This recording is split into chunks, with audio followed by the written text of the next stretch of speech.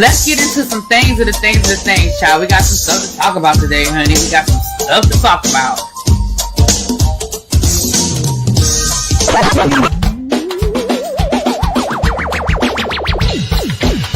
Hit that like button. If you are new here, go ahead and hit that subscribe button. We have a great time over here. You meant what you said when you said it. Really be expect, because I'll be understanding y'all sometimes. And when y'all know when I say y'all, you know I ain't talking about y'all. You don't talk about y'all. Makes me that all these people that got something to say have been actively involved in the political process in their world. I don't believe it. You ain't gonna convince me. I know y'all love me.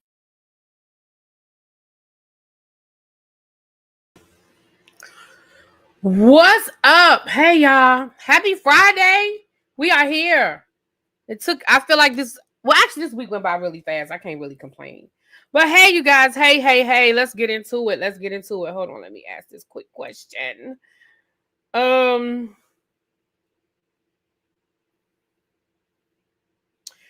yesterday I did a live and I addressed some comments that were made by Funky Dineva. That really upset me. They actually disgusted me, the comments that were made.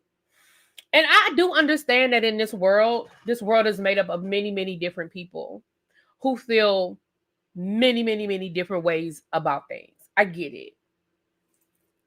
I mean, I don't understand how anybody could vote for Donald Trump. Yet, here we are, right?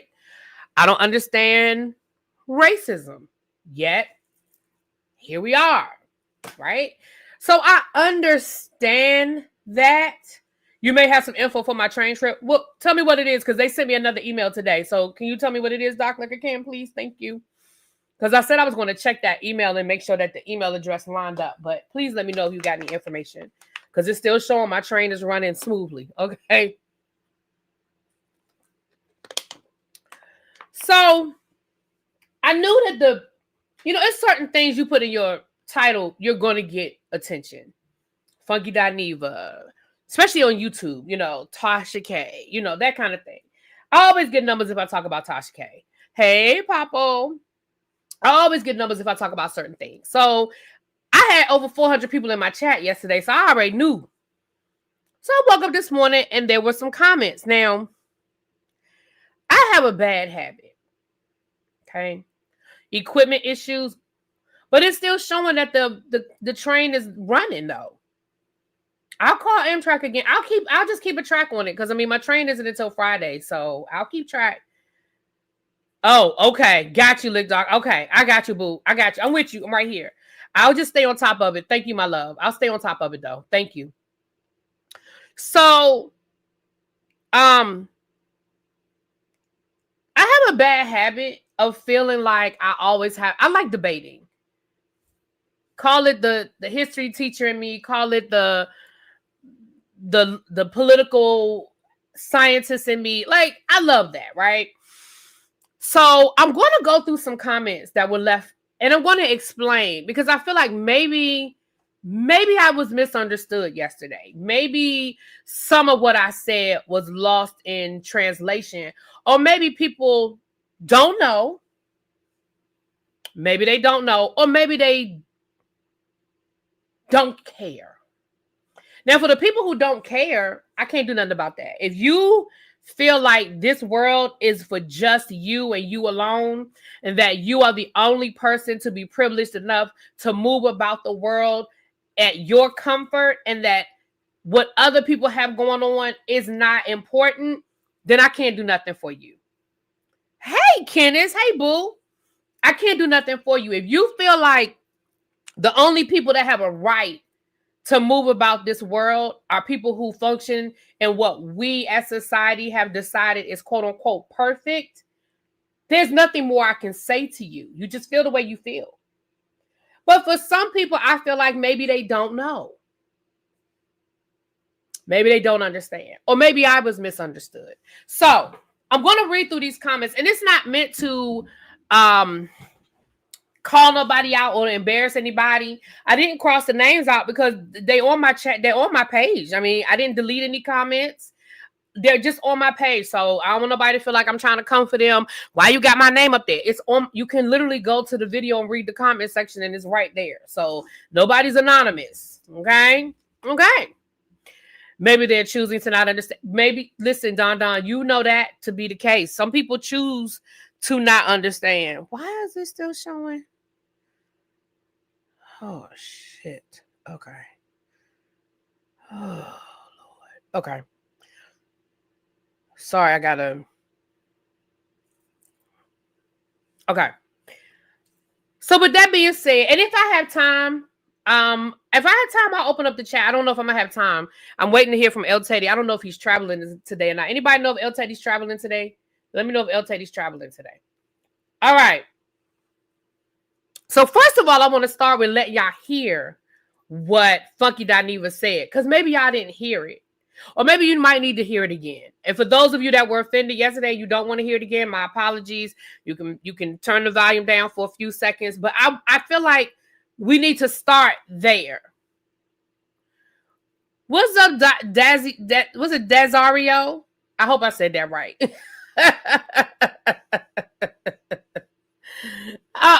Okay. Thank you, boo. So I want to let y'all hear it. Because again, let's start at this. Let's all be on the same page. Let's all be on the same page. So here we go.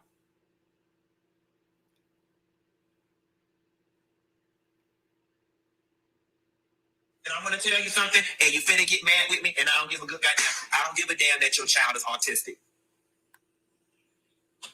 I don't. So let's start there. I'm gonna see. This is what we're gonna do. Yesterday I just let it play through, but let me stop and start because maybe I need to explain to y'all.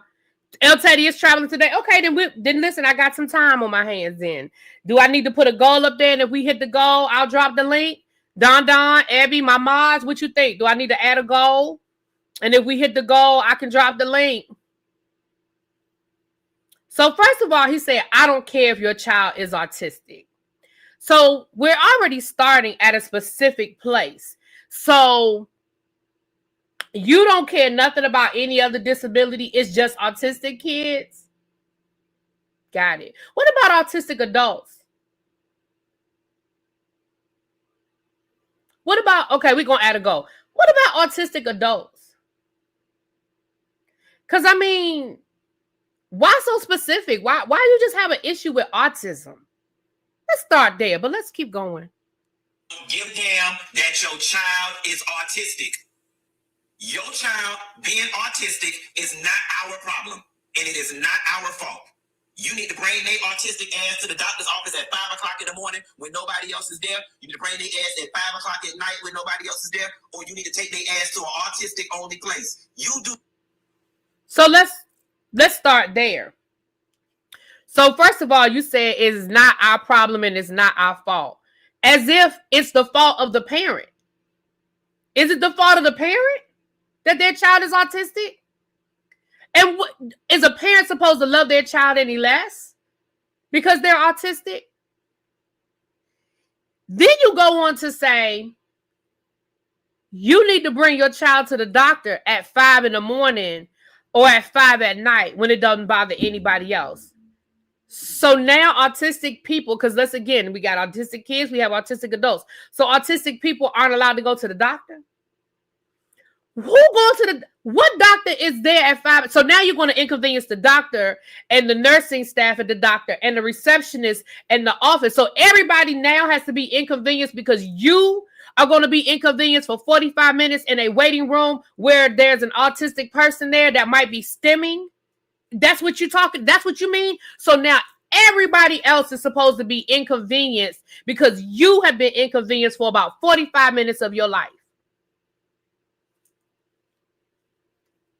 I just want to make sure that I'm understanding what he's saying.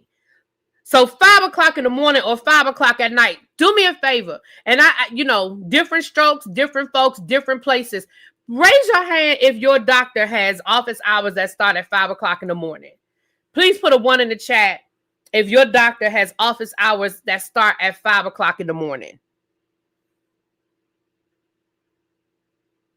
And then I want you to put a 2 in the chat if your doctor has office hours that start at 5 o'clock in the evening. Now, my doctor has one late day a week where they'll take appointments until 5 o'clock, but they don't start at 5 o'clock.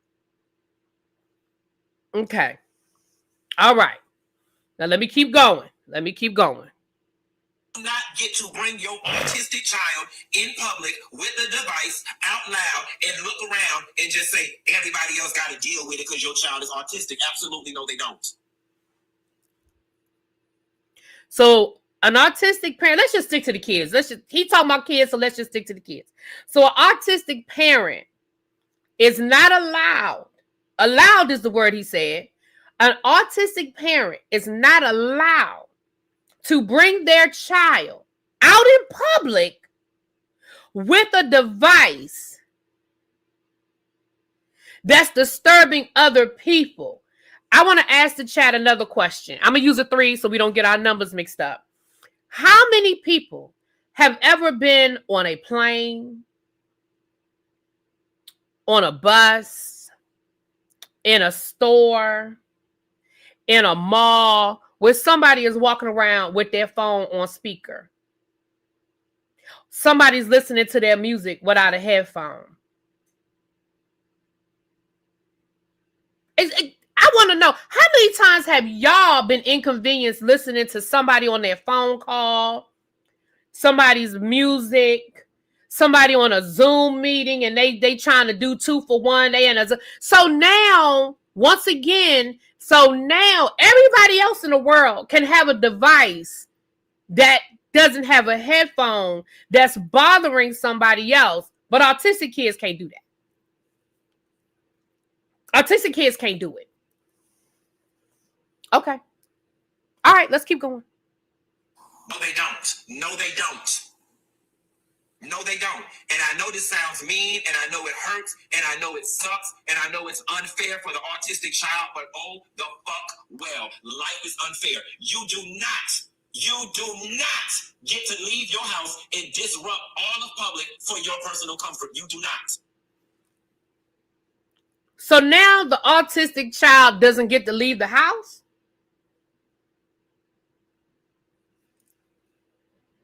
They can't leave the house at all now? They can't do nothing. They just stuck in the house because you don't want to be inconvenienced by them. Mind you, they're not inconveniencing us. You don't want to be inconvenienced by them, because what you are saying in this rant is that everybody else is supposed to acquiesce to your comfort zone. Everybody else is supposed to acquiesce to Funky Dineva's comfort zone.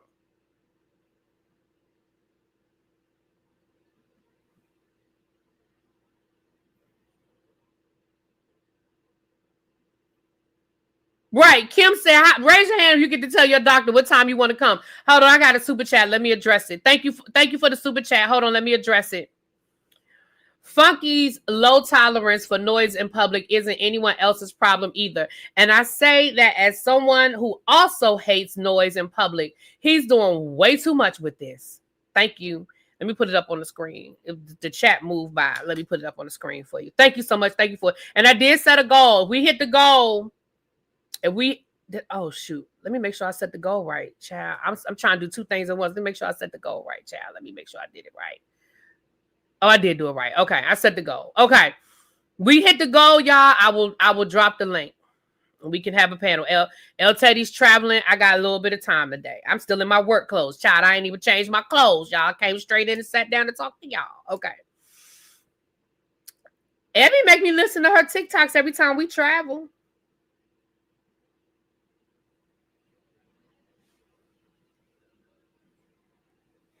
Abby's at her house right now saying, ma'am. Baby, Abby be on her phone with no headphones on. I don't cuss her out. All right, let's keep listening, honey. Let's keep listening. You don't. Who do you think you are? Who do you think you are? Because you want... See, look at Abby. Who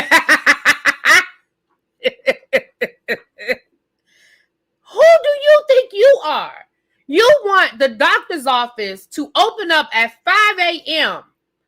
to accommodate your sensibilities. Forget about the parent.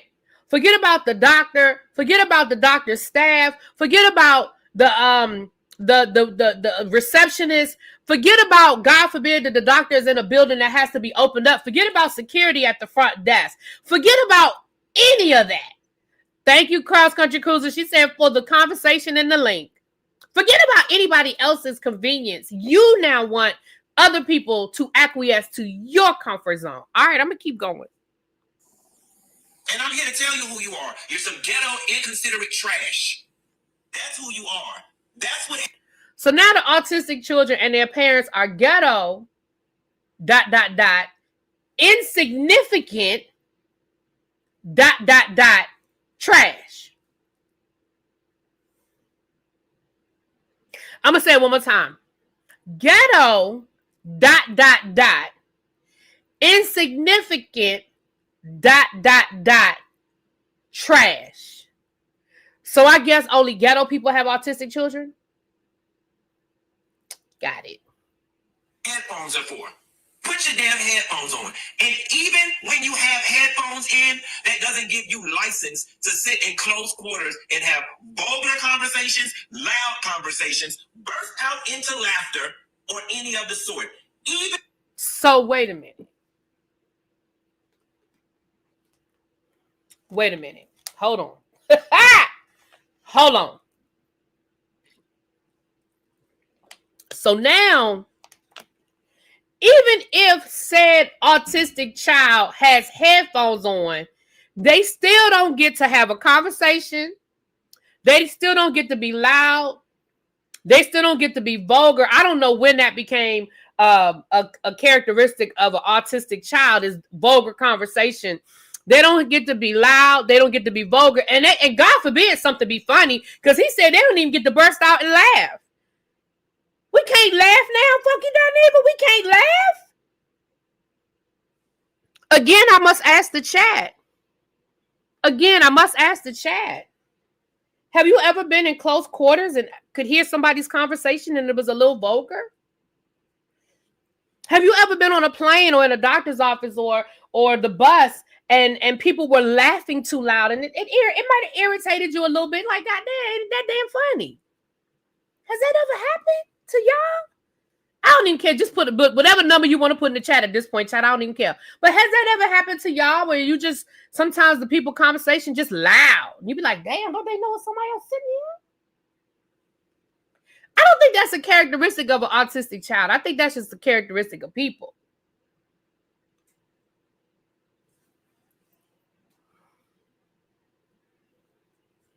Let me keep playing it, y'all.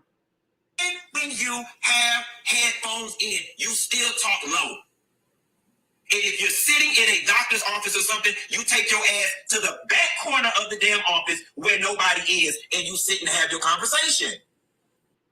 So now, if he gives us permission, if he gives autistic kids permission to leave the house, now he gonna tell them where they have to sit when they're in public.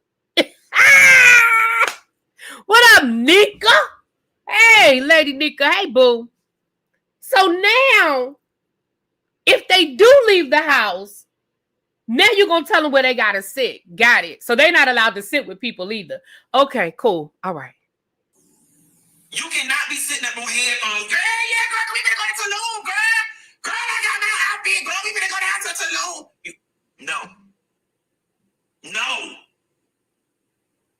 No.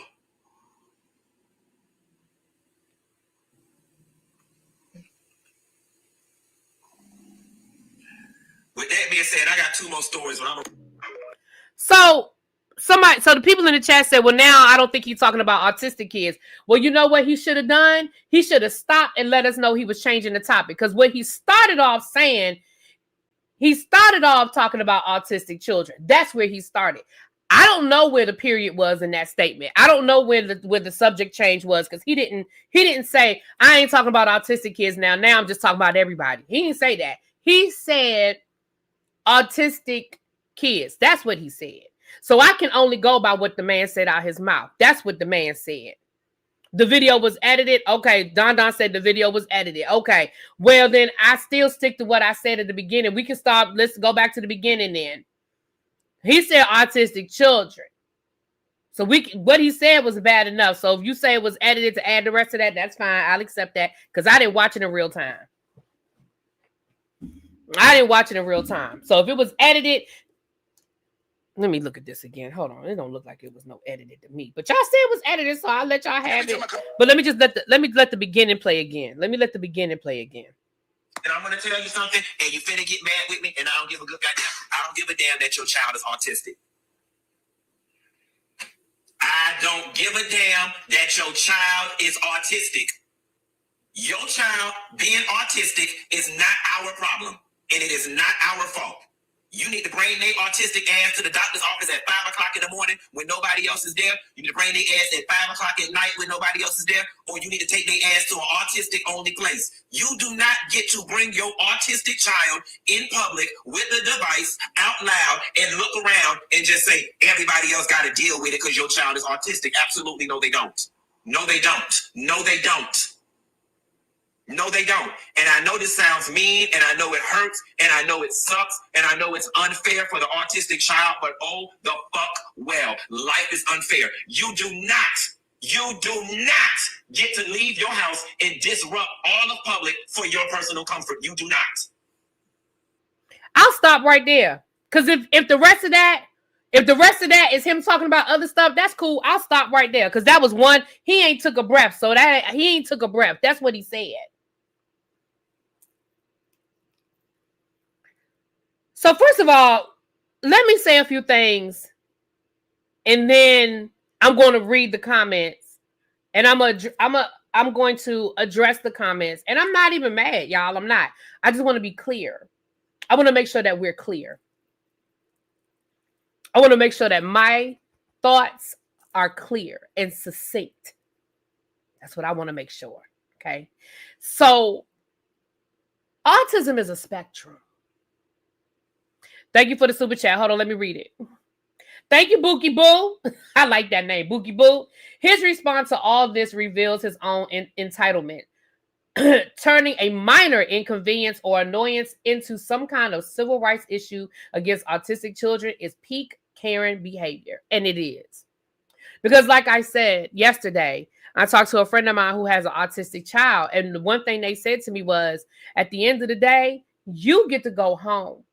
That's my child. So you might be inconvenienced for 45 minutes or an hour or however long, even if you want a plane, a couple of hours on a plane. But at the end of the day, that is my day today. And I love, it ain't no love day. I mean, it ain't no love lost. That's their child. They love their child. But for you to act like you're so inconvenienced about my day to day.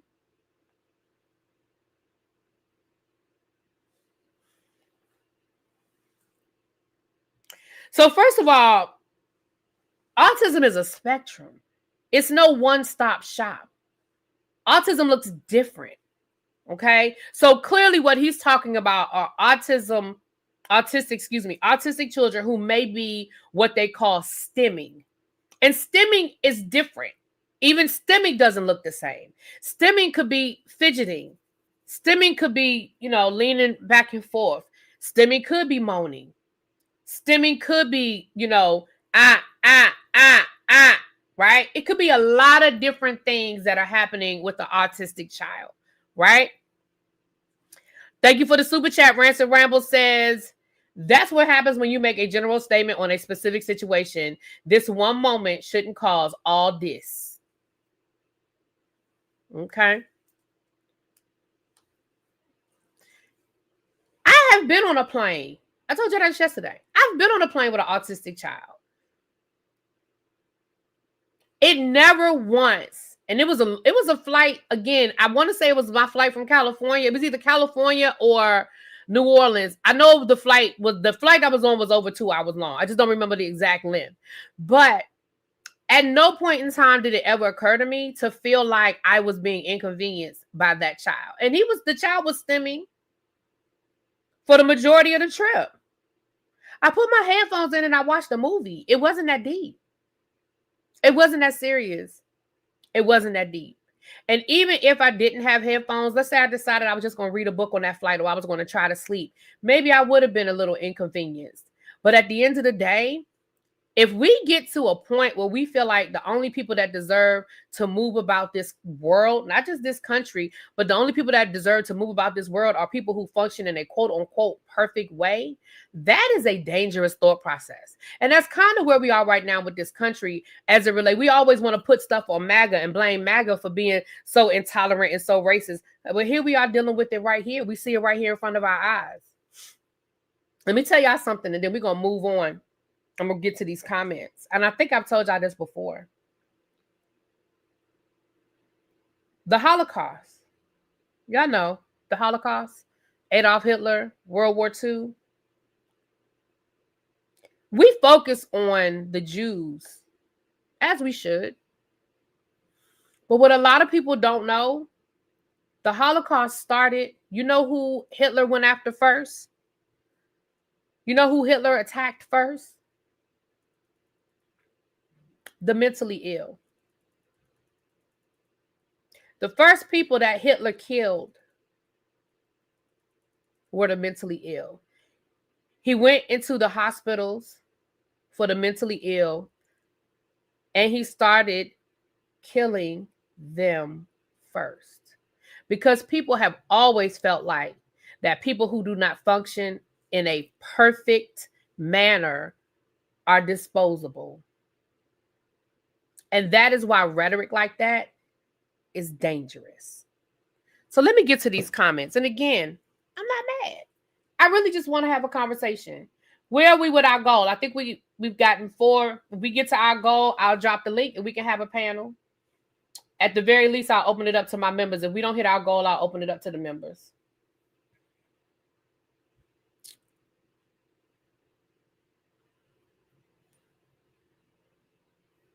Did he apologize? Cruiser said if he apologized and corrected himself, I accept it. As I told people yesterday, if he apologized, send me the clip. I'll play it. Listen, y'all know me. I will address it on the same way that I will address. So if he apologized, I'll play the apology and let people hear it. So if somebody has the clip of him apologizing, please share it with me. I will definitely play it. I will absolutely play it. All right. So here's the first comment that I want to read and discuss. Can y'all see it? Let me make it bigger. Oh, y'all can read that.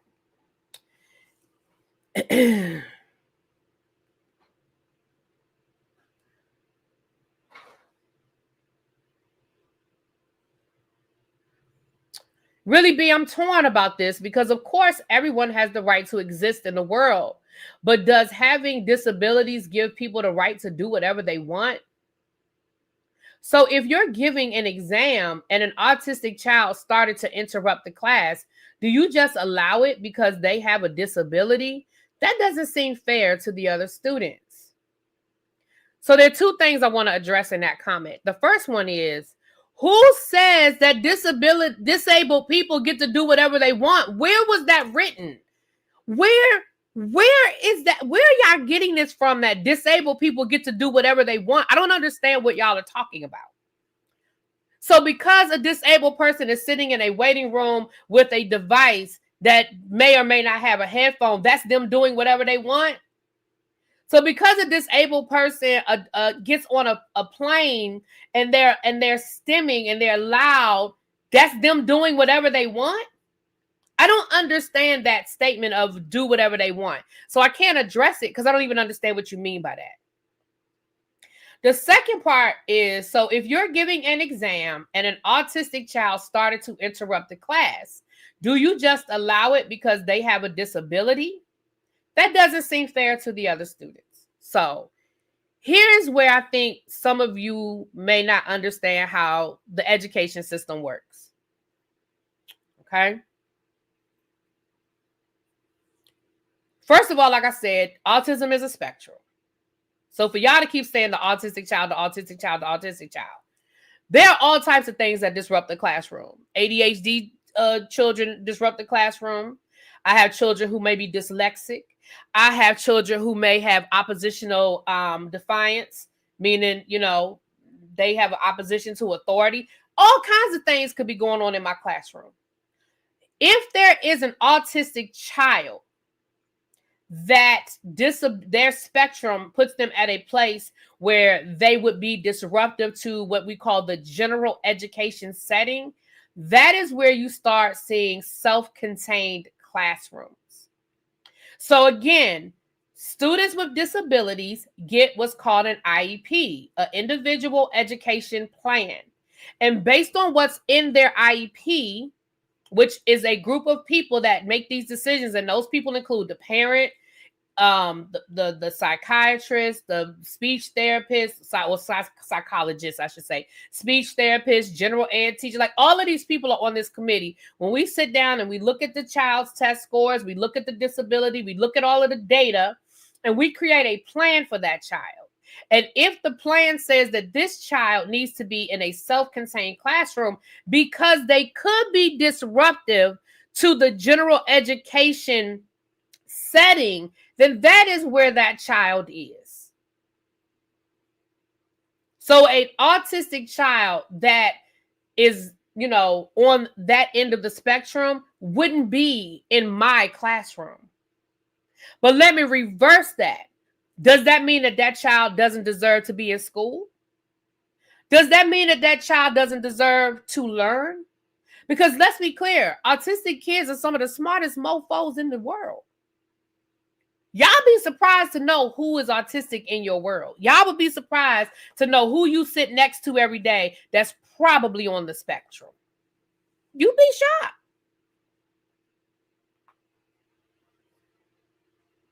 They said, I agree. That's why Funky and Tamar get together and fall out over and over again. Birds of a feather. Well, there you go. So there you go with that. So that's how I'm going to address that. I am not a special education teacher. I don't have the training to teach certain disabilities. I don't. So those students aren't in my class. However, they deserve to be in school. They deserve to get the same education that your kids get. And therefore, the school accommodates their disability. You know why? Because the world is made up of different people.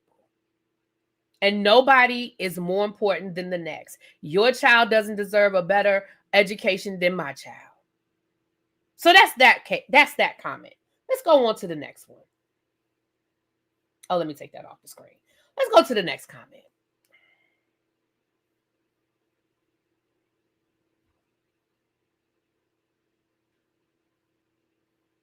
Let me put this up on the screen.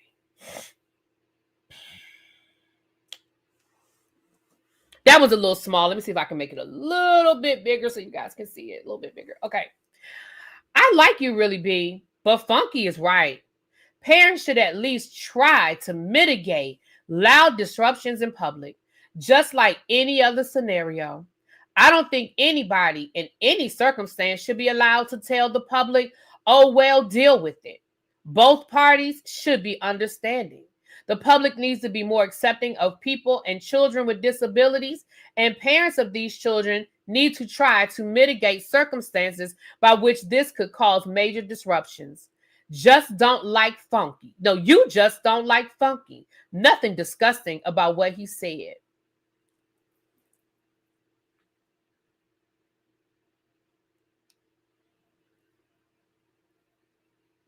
First of all, let me address the you just don't like Funky statement. I don't know Funky.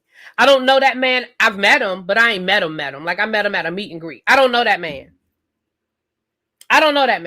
So I don't know him to like him or dislike him. Let me say that. I don't know him to like him or dislike him. I don't know him. What I know is what he tells us. What I know is what he uses his platform to share with us. That is what I know about Funky Dineva. So you're right. I don't like the things that Funky Dineva says. You're absolutely correct. I do not. So let me start here. Your first sentence and your last sentence is my problem. What you said in the middle, I don't necessarily disagree with. So let me read you the middle without the first sentence and the last sentence. Because because it says, let me just read this.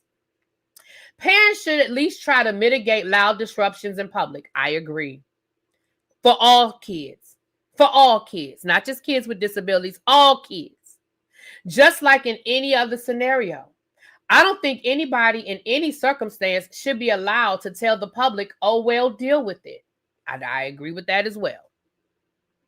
Both parties should be understanding. I definitely agree with that as well. The problem is y'all aren't being understanding, but I'm going to keep going.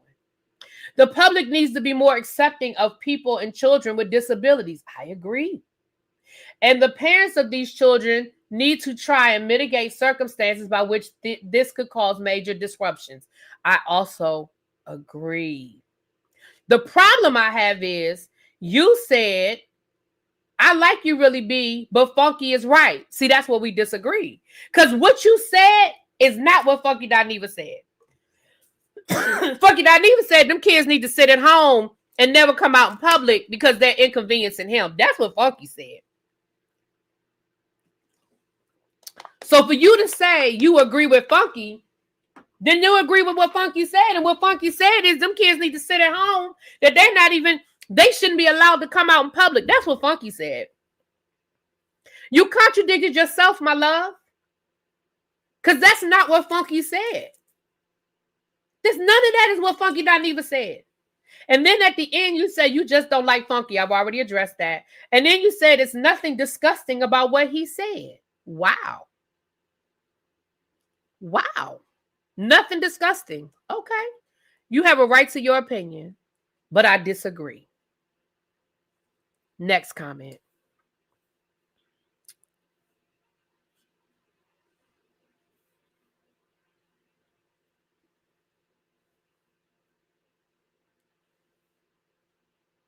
Really B, I'm torn about this because of course everyone has the right to exist in the world, but does having disabilities give you the right to do whatever you want? There's that statement again about doing whatever you want. I don't understand this. What do y'all, because this comment is almost identical to the first comment.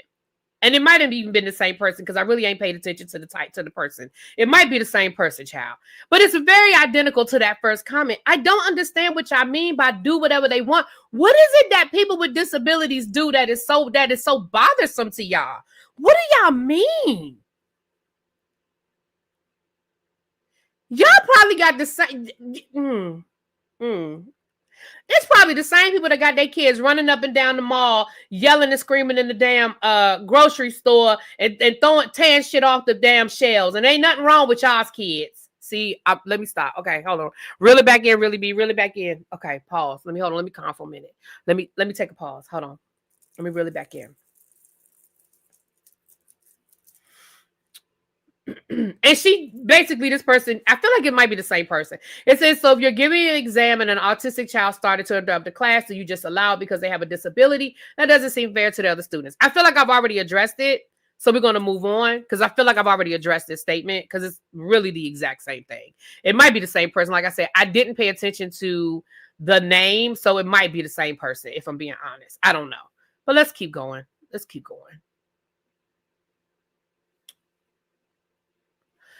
This person says, right, I'm going to take a breath. That's why I said, let me roll it back because I was getting ready to go left. Okay. It says, who scrubbed this funky commentary from weeks ago? So I understand that this isn't a recent statement, but like I said yesterday, I don't care when he said it. He said it. This person says, I feel him when it comes to plane rides, etc. I've been on planes and the parent did nothing. Child crying, going off, and the mother does nothing. Didn't try to soothe the toddler. So you're talking about a toddler.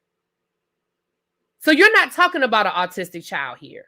See, that's two different things. See, now we're talking about two different things because autism is not diagnosed in toddlers.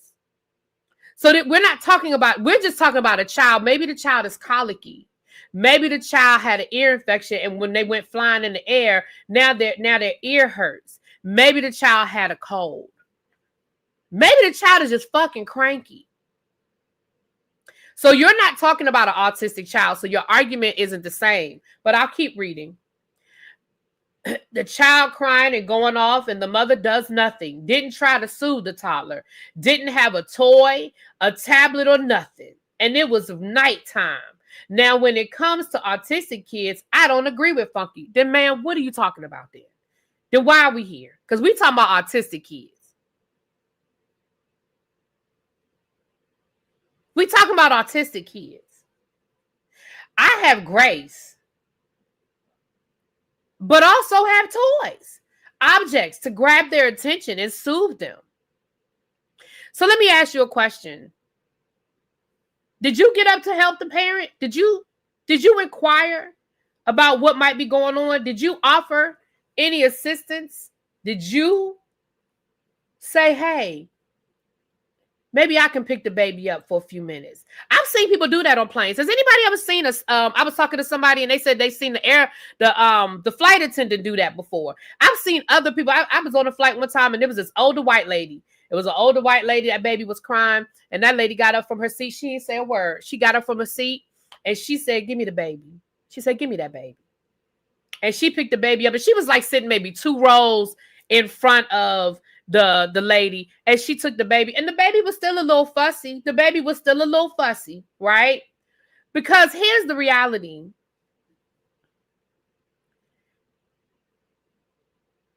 We don't know what's going on in that situation. The baby might have been sick. Maybe the baby was on a plane to fly to a hospital for special tests. I don't know. Maybe the baby was colicky. Like I said, maybe the baby was teething and them teeth were coming in.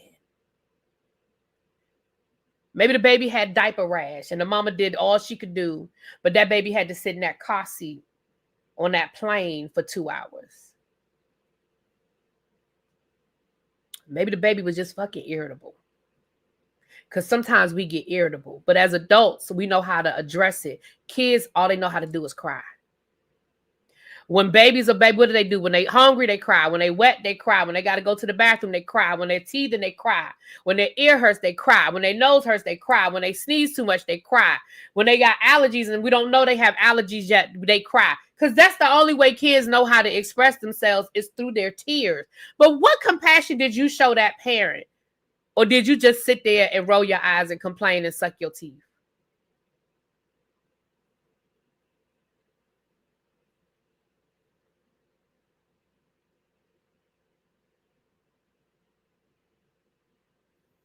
I'm reading the chat. People in the chat saying they've assisted parents many times. I'm sorry, I got a super chat. Let me go back up. I'm sorry, y'all.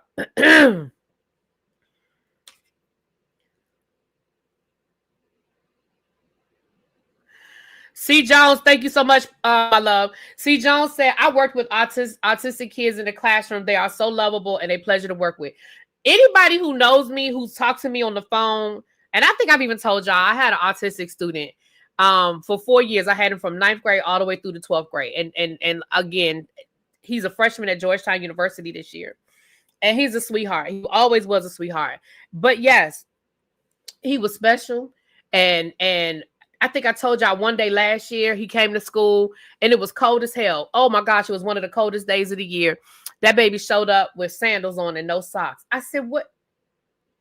I said, John, I could say his name now, child. He done graduated. I said, John, where are your shoes? He said, I couldn't find my shoes this morning. I said, well, where are yours? I said, you wearing sandals. It is too cold. Where are your socks? He said, well, you don't wear socks with sandals. I said, you do when it's 2 degrees outside. And we had to go and find that baby some socks. Okay, listen. One day he had on his sister's coat. I said, where's your coat? It was too small. It was pink. Because his sister's a couple of years younger than him. I said, why are you wearing? I said, where'd you get that coat from? Because at first I thought maybe he picked up the wrong coat. I said, where did you get that coat from? He said, oh, it's my sister's. I said, well, where is your coat? I couldn't find it this morning. I said, John, what does your sister wear to school? I don't know. Matter of fact, dead ass. You know, I mean, but straight A student, National Honor Society, AP classes, international baccalaureate, got a full scholarship to Georgetown University.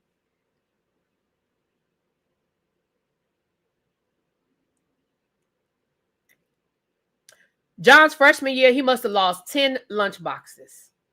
Every day I would see him, the first couple of weeks of school, every day I see him looking for, what are you doing, John? I can't find my lunchbox. He couldn't remember what classroom he left it in. Lost his lunchbox about 10 times. Nothing wrong with him cognitively. You know, lost his lunchbox. And it got to the point where we would see his lunchbox and we would just let the next teacher know, tell John come get his lunchbox. He left it in such and such a place. You know. Oh yeah, John's very matter of fact. Absolutely he was. Absolutely he was.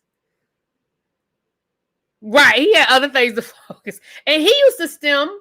John would get up and he would do this in class. He would do this in class like this, looking like Stevie Wonder sometime. He would do this. It didn't bother not near person in that room. John would have outbursts. I would have to tell him, hey, you have to let other people talk.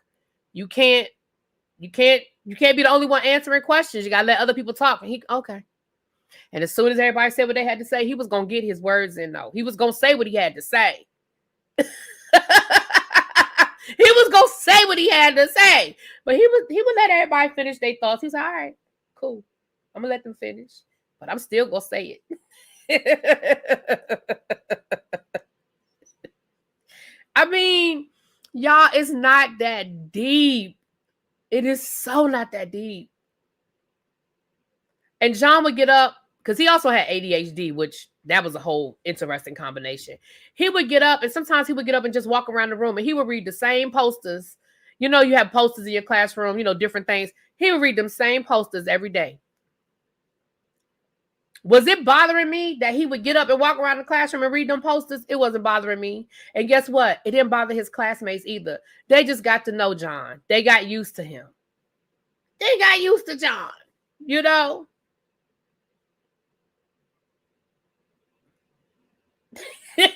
The kid, especially by senior year, they really just got used to him. He went to the prom, graduated. Like I said, he graduated. He went to the prom. Him and his best friend. He didn't go with a girl. Him and his best friend went to the prom, and they were hilarious. They wore like old school tuxes from like the 1970s. Like the whole ruffle front and all of that. Hilarious.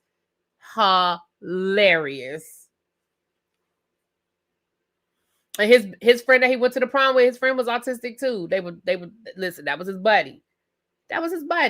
So anyway, this last comment, I think it's only one more comment. Hold on, let me make sure. I think it's only one more. This is the one.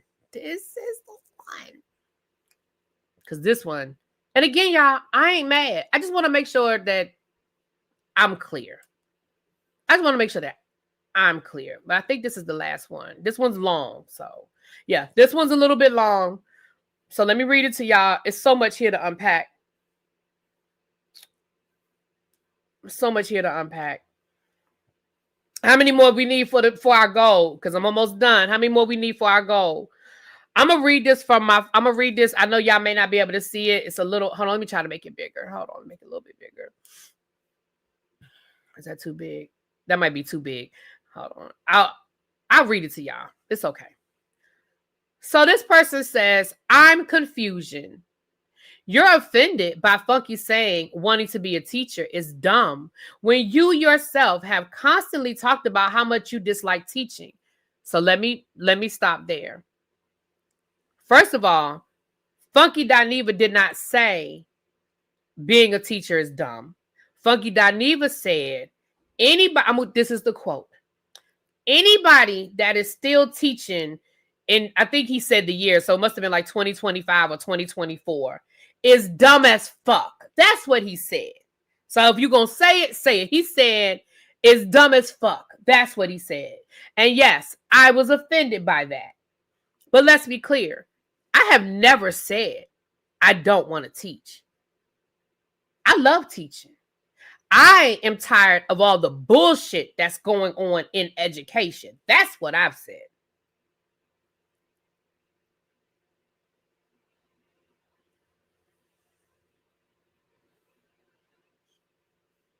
I'm going to keep reading though.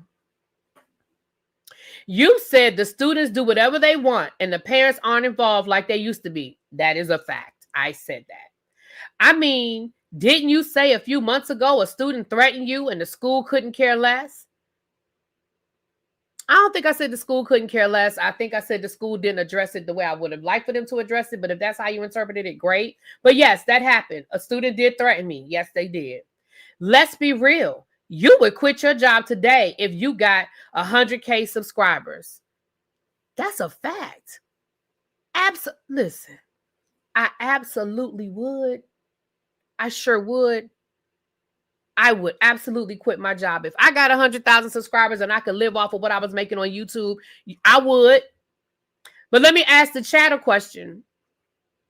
If you were doing content creation and you were making enough money to do that full time, would you quit your job? Just put a 1 in the chat if you would.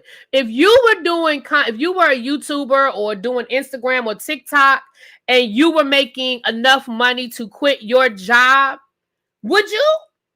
I just want to know if anybody else would quit their job. I'm just wondering. Okay. All right. I see a lot of ones in the chat. Okay. Hold on. Thank you so much. Helping Super Chat says, hey, thank you. Mr. Kalari. I'm saying that. I'm sorry. Helping with the tribe with the goal. Can't wait to meet everyone on the cruise. Oh, yes. I can't wait to meet you on the cruise too. Oh, yes. CC said contributing to the goal. Thank you so much. Oh, I got to set that live up for tomorrow too, y'all. I'm going to put the link in the chat. Don't worry about it. Bookie Boo is not playing with y'all today. Bookie Boo said some people see autistic meltdowns as a behavioral issue instead of a bioneurological response to stressors in the environment. They want to see their children be checked and get an attitude when the child isn't met with compassion. Exactly. Because again, it's not a child being bad, quote unquote. It is a neurological, biological response that they cannot control. Why would you want to see a child get beat for something they can't control? What are you talking about? But let me finish reading this. You shouldn't be mad at Funky because you dedicated your life to a low-paying, thankless profession. First of all, hold on.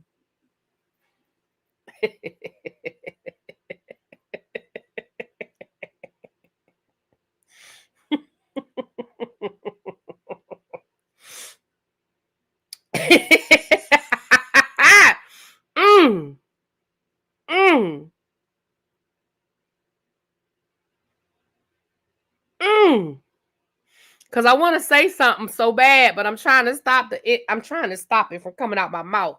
I promise y'all, I'm trying to stop it. Hold on. Give me a minute. Because it's right there. It's right on the tip of my tongue. I'm trying to bring it back in. It's on the tip of my tongue. I'm trying to bring it back in. Hold on, y'all. I'm trying to reel it back in. Hold on. I'm going to say it. Fuck it.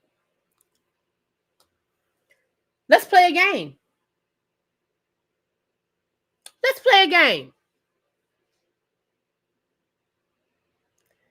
I don't even know who this person is. I'm purposely not reading these people's names. I don't know who this person is, but let's play a game. Let's pay paycheck for paycheck. Let's see what you make and let's see what I make.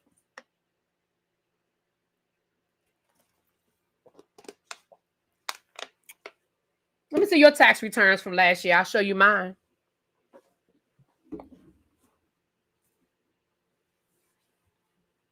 And y'all know I don't even talk about money. And I ain't rich by any stretch of the imagination. Let's be clear. Y'all know I ain't.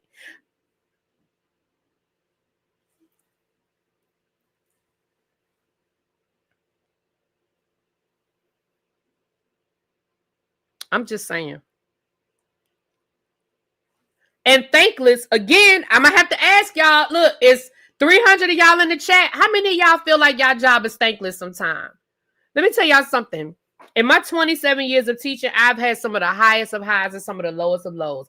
I have felt like I was on top of the world. I have had kids do things for me. I've had parents do things for me. I have had parents, students and parents come back to me. Baby, let me tell you something. This just happened to me the other day on TikTok. Hold on. Thank you for the super chat. It says, honestly, most folks would rather people with disabilities don't exist. They don't want to see or deal with them. Zero compassion until it hits them. Ooh, that's a word. Say it for the people in the back. Say it for the people in the back. Let me tell you something. This happened to me maybe about 2 weeks ago on TikTok. I should have saved, the comments probably there somewhere. This happened to me about 2 weeks ago on TikTok. Y'all know I do my little TikToks and stuff. And somebody left a comment. A young lady left a comment under my video and said, "Oh my God, you were my 8th grade teacher. You were the best teacher I ever had. It is so good to see you." I about cried. Do y'all know how long ago I taught 8th grade? Do y'all know how long ago I taught 8th grade?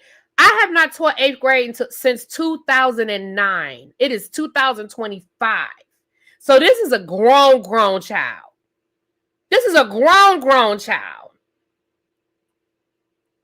So yeah, those are the things that I live for. I don't feel thankless on those days. But there are other days that I absolutely feel like, damn, why am I even doing this? You're absolutely correct. But I would venture to guess that it's a whole lot of y'all that feel that way on y'all job. I'm sure it's a whole lot of y'all that feel that way on y'all job. Let me finish reading this comment because this is the one that got me. This is the one. I ain't gonna tell y'all no lies. This is the one that got me.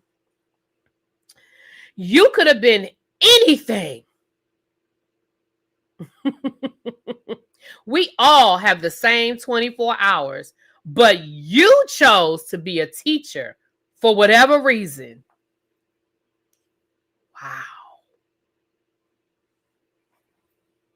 Wow.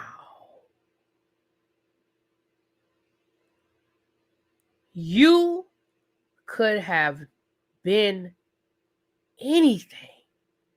So I ain't shit.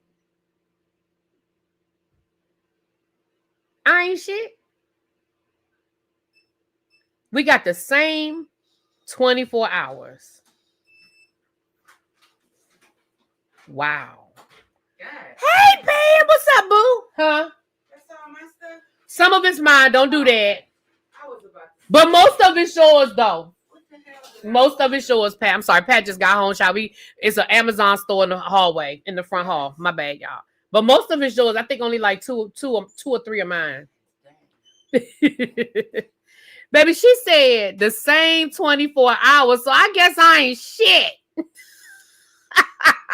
I ain't shit. Oh, Lord. I ain't shit, y'all. I'm going to keep reading because she ain't done. She said, but you chose to be a teacher for whatever reason. For whatever reason. Then she says, or he, I don't know if this is a she or he, maybe you thought it was a cute title to have back in the 90s and early 2000s. Or maybe you wanted to chill during the summers. But that's not Funky's fault, with a crying emoji. I'm going to read that one more time. You shouldn't be mad at Funky because you dedicated your life to a low-paying, thankless profession. You could have been anything. We all have the same 24 hours, but you chose to be a teacher for whatever reason. Maybe you thought it was a cute title to have back in the 90s and early 2000s, or maybe you wanted to chill during the summers. But that's not Funky's fault.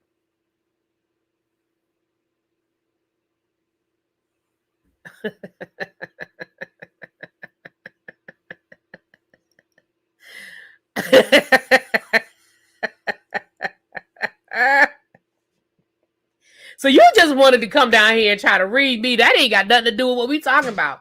I still feel how I feel about what Funky Dineva said about teachers, and it is what it is. You ain't gotta like how I feel about it. But Andrew said drop that link now. Where are we when I go? I think we might be close enough, child.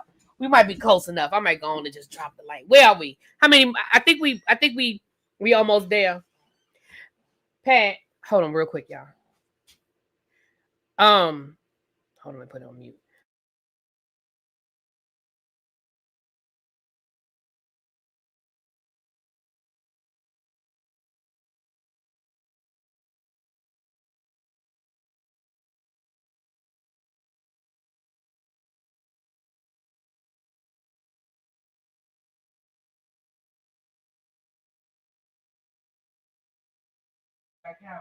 Oh, okay. Yeah, I got to go. My girlfriend's mom passed, so I'm going.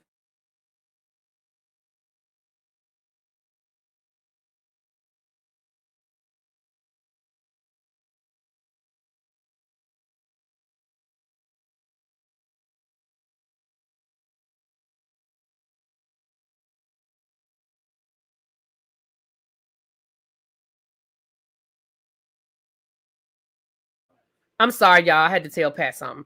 All right, hold on. Okay, so if you run it again, I'll put them in the dryer. So when you get back, they'll be all right. Sorry about that.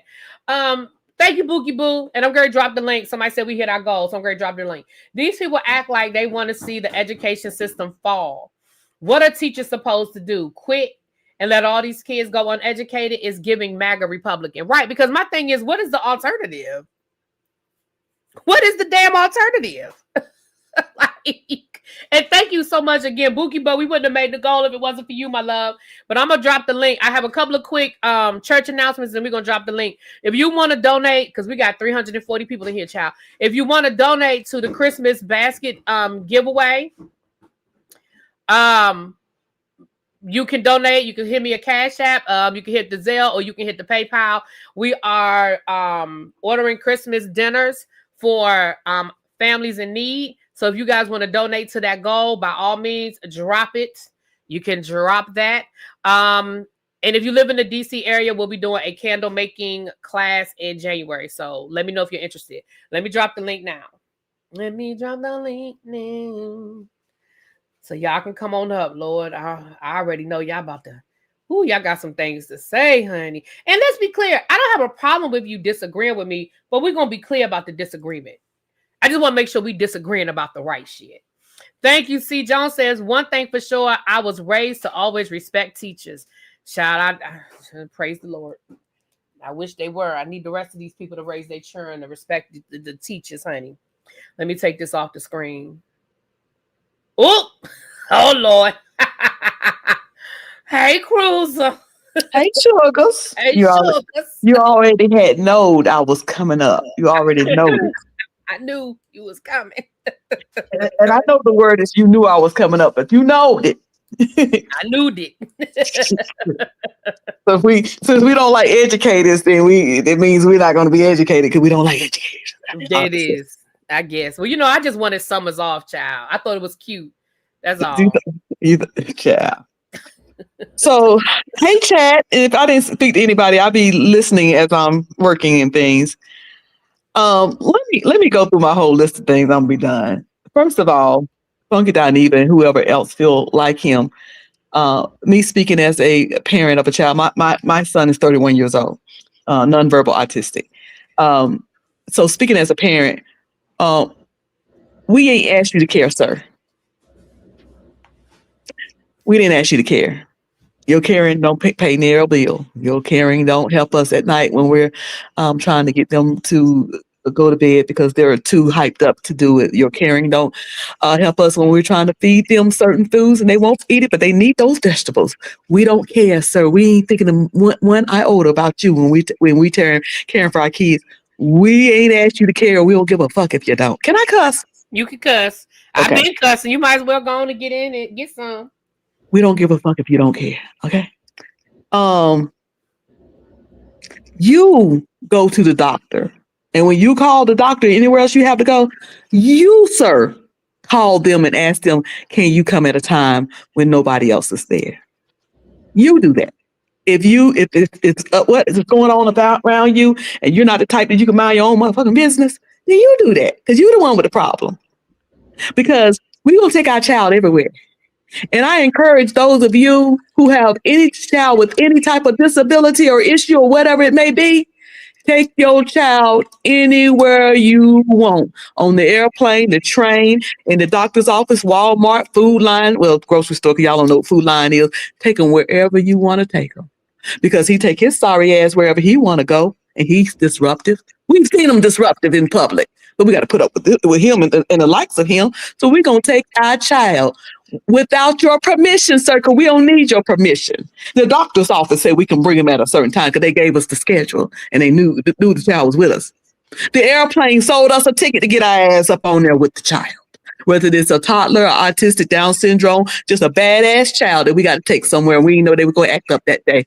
They sold us a ticket. So we going. We don't need your permission. We don't need you to like it. Fuck yeah. Anyway, we're going to take them. And we're not going to stop traveling. And we're not going to stop taking our kids out. We're not going to have them in the house. So you can get you some headphones. You can get you some blinders. You can learn how to mind your own motherfucking business because we're going to be out there. And we don't give a fuck what you think about it. How about that?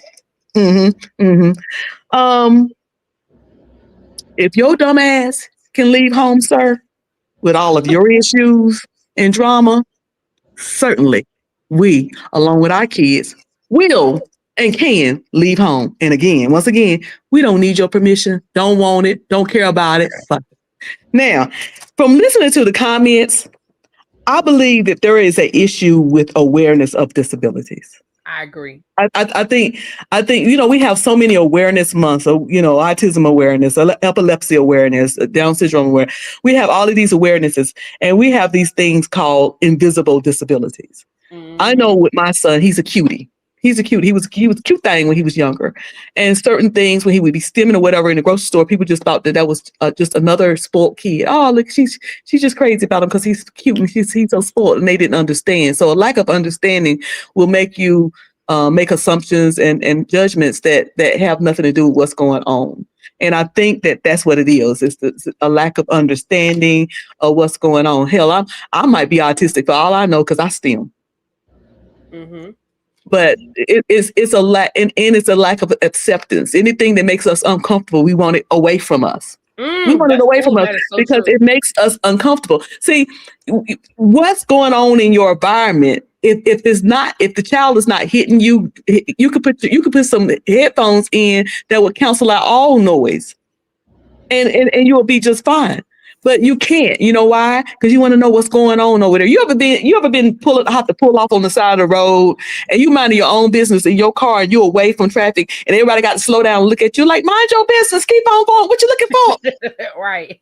We can't mind our own business, and we want to control what everybody else is do. He was talking about people talking on phones loud, and I see people do that, and I see people complain about that. You know what I do with them when people talking on the phone loud?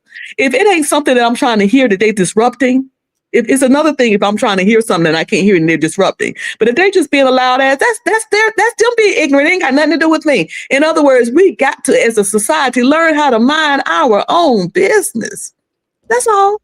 I'm done. Finally. Thank you for giving me so much time to say so much stuff. No problem. Bab, you were next, boo. Go ahead. And then Andrea.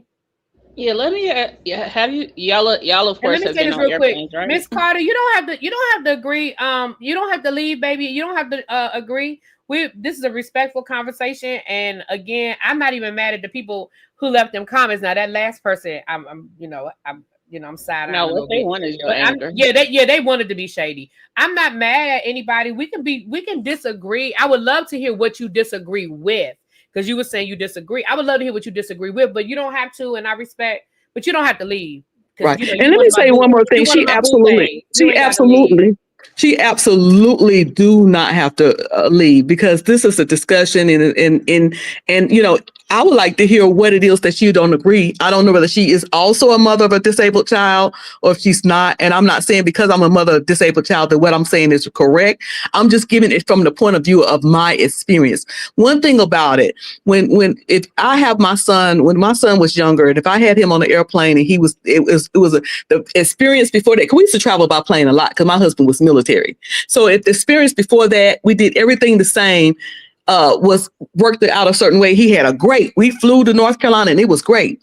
Flying home, we did everything the same, tried to set it up the same, and it just wasn't. We don't know whether because he's autistic, we don't know whether he have a headache, a stomach ache, or whatever. We don't know. And it was this experience that was difficult, and he was having a difficult time.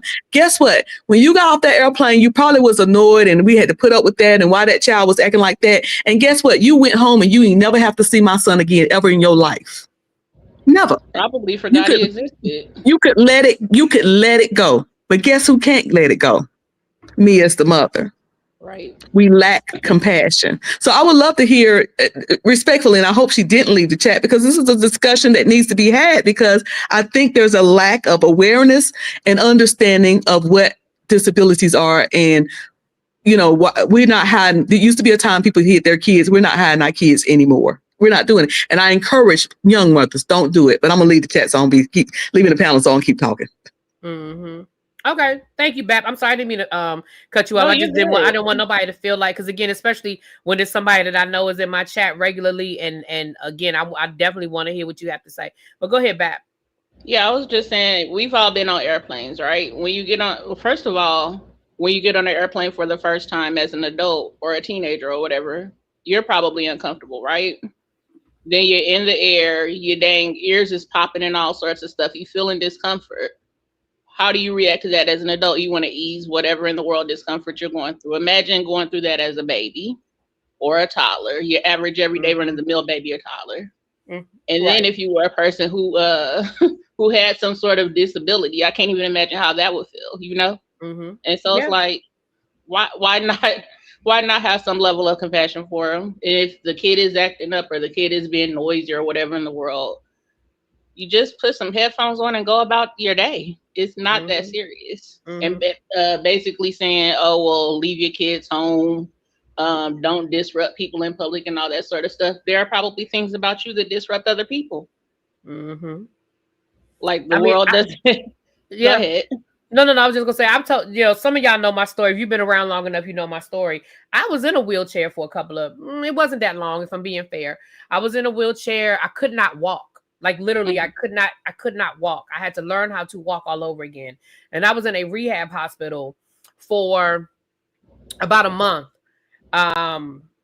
Altogether, from beginning to end, from the time I went into the hospital to the time I came home, it was about 2 months, about 2 months. And the last 5 weeks of that, I was at a rehab hospital because, like I said, I literally had to learn how to walk again. And one of the things that I had to do before they would let me go home, even though by the time I left, I could walk with a walker, I still needed a walker. And then I went to a cane. And then, thank God, I'm at a place now where I can walk without assistance. One of the things I had to do before they would let me go home was I had to take a field trip. And the field trip consisted of, it was myself and it was two of us.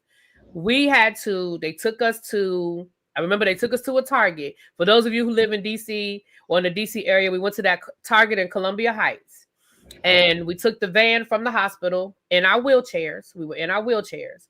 And I had to cross the street in my wheelchair, go into the store. Now, the people were with us. I mean, we weren't by ourselves. Go into the store. I had to go to the bathroom. I had to buy something and go through the checkout line. And then I had to go back across the street to where the van was parked. That was what I had to do that so that they knew that I could successfully maneuver in, quote unquote, the real world without assistance. Because again, they were there, but they did not help us unless they absolutely had to. Let me tell y'all something. The world is different from a wheelchair. And I know we're talking about autism, but just a disability, period. The world is different. The world is just a different place, y'all. And to see how some people went out of their way to help me, to see how some people went out of their way to ignore me, and to see how some people were mean to me. Okay. Go ahead, Andrew. I just wanted to say one more thing real quick. Oh, go ahead. I'm sorry, bro. I thought you were done. My bad. I mean, no, you're good. Just kind of piggybacking off of what you said. In the industry that I work in, I don't want to get too in detail about it because the internet is weird, right? Right. But you'll have people. Hey, Bookie Butt. Who know that someone has a disability, and they'll say things like, "Oh, well, this person needs to have like certain wheelchair accessibilities or whatever." But why don't they just do X, Y, and Z? And I'm like, they literally can't. The person can't move. Like, what do you mean? Why don't they find another way to do it? They can't. And so, y'all were talking about a lack of understanding and a lack of acceptance. I don't think it's like a lack of. I think it's not right unwillingness in some people's case. Like they just don't want to. And they refuse to. Yeah. And it's easy for us to maneuver around people with disabilities. Like, I think if we're being fair and honest with ourselves, a lot of us have done it, but to feel like they don't deserve to have the same experiences that you have, I think that's a very selfish point of view on the world. Very selfish. Thank But you, yeah, Boo. I'm gonna I, get I down called to you Bookie Butt. I meant Bookie Boo. My bad. I'm I'm gonna get sorry. down to. Right. Welcome to the panel, Andrea, and then Bookie Boo. You have the floor. Go ahead, Andrea. And I'm gonna drop the link one more time before I get out of here. Hey, Really B, can you hear me? I can hear you, my love. What's up? Okay. So I am extremely triggered. So I right now I'm trying my best to measure my words and make sure that I don't get you demonetized. But this is horrible to me. For one, I'm neurospicy myself, and I would recommend anybody, if you don't have a neurospicy person in your life, you should find you one, because we are it. We are the lanyard that everybody needs. That Mm-hmm. little something extra. Um, but seriously, I mean, I was diagnosed with ADHD as an adult, though. You know what I'm saying? And I think it was, oh my God, well over 20 years ago, that I was diagnosed. Made everything make total sense, and like you said, it's a spectrum, you Mm-hmm. know. And for people who say, well, why is she n- being ADHD is a neurodivergent disorder. But I hate to say disorder, condition, Yeah, because we're all ordered differently. absolutely. So I disorder, I think is in my opinion is kind of outdated, because we are all ordered differently in life. Right. Just like they And don't use the yeah, diagnosis retarded anymore. We don't use that in, absolutely. yeah, is intellectually disabled. Yeah. Absolutely. And people, I think we need to make sure that we kind of pause before we say, oh, normal, because there are various Mm-hmm. versions of what Mm-hmm. normal is.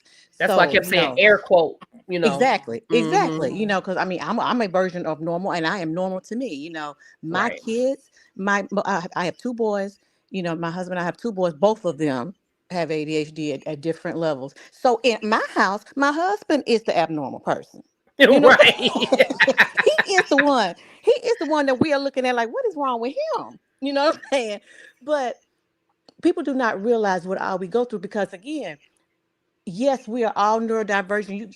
From ADHD to ADHD to Asperger's to high functioning autism, and Mm-hmm. the various developmental levels of autism that cause the behavioral issues. Right? Mm-hmm. We all have them, but what they don't realize is what we go through every day. First of all, when my first son was diagnosed with ADHD, when I tell you I cried my eyes out, because I was like, I did this to him. When my second son came, cried again. I did this to them. This came from me. My God, and but then I was like, okay, well, this is a blessing, because who better than me to advocate for them? Because they're going to need to be advocated for. And I promise you, when I tell you in those 504 meetings with our team, like you described to everyone, IEPs and 504s, you have Mm-hmm. a team that is there to decide what's best for those kids. I am an active participant on my kids' teams. Active. They tried to throw one of my sons out of school last year Mm. for Yeah, something will. for something that it shouldn't have even happened. It should not have even happened. It was a misunderstanding on their part. Yes, it was due to him saying something matter of factly. Period. Matter of factly, that he thought was funny. Okay. I But the difference is, when you're a parent or a loved one for these people, you have to educate yourself so much. I know those manuals better than they do. I had read And you every better. federal. I had read every federal manual. I had Mm-hmm. gotten a hold to the college literature where they teach you how to have these meetings.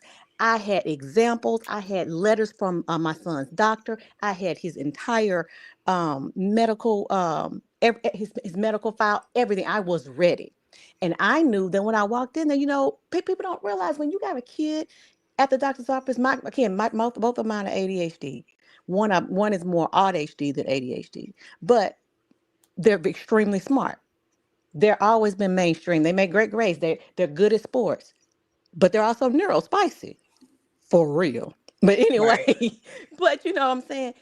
What people don't realize is we go through enough already. And what you're not going to do is make a world for my child that's going to suit you without me and my child's input, and think that I am not going to put you deep off in your place about it. Now, again, like you told people, we are more accommodating to other people in this world because we get it. I understand, especially when you're not educated. But don't use that as an excuse. If you have been in this world, you know we exist. And you Hold know on our a second, children Andrea. I don't exist. want to I'm sorry to interrupt you. Bookie Boo, I see you're backstage, but I also have you up here. I'm not sure. So I'm gonna remove this one and then I'll let me know which one I need to put up here. I'm sorry. I because they keep going out and coming back in, and I Mhm. want to make sure I don't want to. And I'm sorry, I'm gonna wrap it up, but I'm mad. It's But okay, I'm boo. I'm just It's saying, all right. I'm just like, I have a kid who has been ranked number one in the state for the high jump, Mm, who's hit that podium every year for 4 or 5 years. I have okay. that same kid who hit the podium again this year for the 4x4. My son is just a junior, mind you. So he's done this in these years. I have another son who his first year ever doing hurdles almost made it to state, almost made it to high jump, following right behind his brother. So don't tell me what you're inconvenienced by. I'm inconvenienced by your ignorance, but here we are. Mm, well, You know, people do not realize, okay, we get it. We don't want to inconvenience you, but I'm not going to inconvenience my kid or make my kid feel like he's less than and don't deserve to have a full life in this world because you're too ignorant to educate yourself. Either you can meet me halfway or I can push you all the way off this cliff. You can make the decision, but at the end of the day, the decision will be made. And what you will not do is make my kids feel less than. I'm an adult. I got some nice cuss words I can cuss you out with mm, because I'm neurospicy myself. Like you said, you don't know if a person is stimming. I said in the chat, I was joking, but serious too. If you walk up by me and I have already had my day, people don't realize stimming comes from masking all day, trying to accommodate to you people, trying to make sure that you people are not unbothered. So we mask what we are. We try to fit in. But at the end of the day, all of that neurospicy got to come out at some point. So if you see mm-hmm, me bouncing my leg at 100 miles an hour, looking like I'm trying to bounce up a bouncy house, mm-hmm. mind your business, and let me stay them in peace, or go Okay. on somewhere because I got to get it out. Yep. Let me go to Bookie Boo because So they that's all keep I want coming to down say. and drop. They be Educate dropping your and coming people. back. Educate your people. Educate yourselves. No, thank you, Boo. I appreciate you. You can stay up here. I'll come back around to you, but I don't want to. Bookie Boo, you've been patient. You keep dropping down. Bookie Boo, you there? Yeah, I'm so sorry. My internet connection want to act weird because it's No, raining you're fine. outside. And But I thank you. First of all, thank you for your support today. Thank you for the super chats. I really do appreciate that. I yeah, do. I was able to finally catch a live. I'm out of class, so Okay. you know, I just find, and this is no shade to Funky, but ignorance is just, it just upsets me. And I feel like sometimes, and this is less about Funky, I don't want to attack him, even though he be attacking folks. um, I feel like we all tend to do this thing sometimes where we have like maybe one or two experiences where we witness something. Like, say for instance, maybe a couple years ago we might have seen, an autistic child or a neurodivergent child have a meltdown. And I'm not autistic, I am neurodivergent a few ways, but autism, I don't know if that's my experience. But we might see an autistic child, 1 year, and then like another time we might see, some stuff about autism on the news, and then we Mhm. might see a TikTok about, a teacher talking about like having to deal, a special needs teacher talking about like, Excuse me. what it takes or what it's required to deal with autism and the things about Mhm. autism, and we start to connect these things in our brain, and we start to form opinions. And because we have these experiences, we think we're coming from experience, but really we're just truly uninformed. And we're taking bits and pieces and our feelings, and we're not really actually thinking about the other people involved in the situation. And we think we're just entitled to our opinion. And we are entitled to our opinion, but sometimes our opinions aren't worth ish. Sometimes our opinions are not coming from an important place. Every single opinion I can say for myself, I don't look up every little thing or take the time to research every little thing I might have ever had an opinion about. So sometimes I'm coming from a place of ignorance, and I think we need to be more accepting of the, of the instance that we might be coming from a place of ignorance. And I feel like we start inserting ourselves into conversations and asserting our opinions into conversations when we're not really invested in the conversation. We're not invested in who the conversation is about, how the people are affected. We just want to state our opinion, and we want to say we said what we said.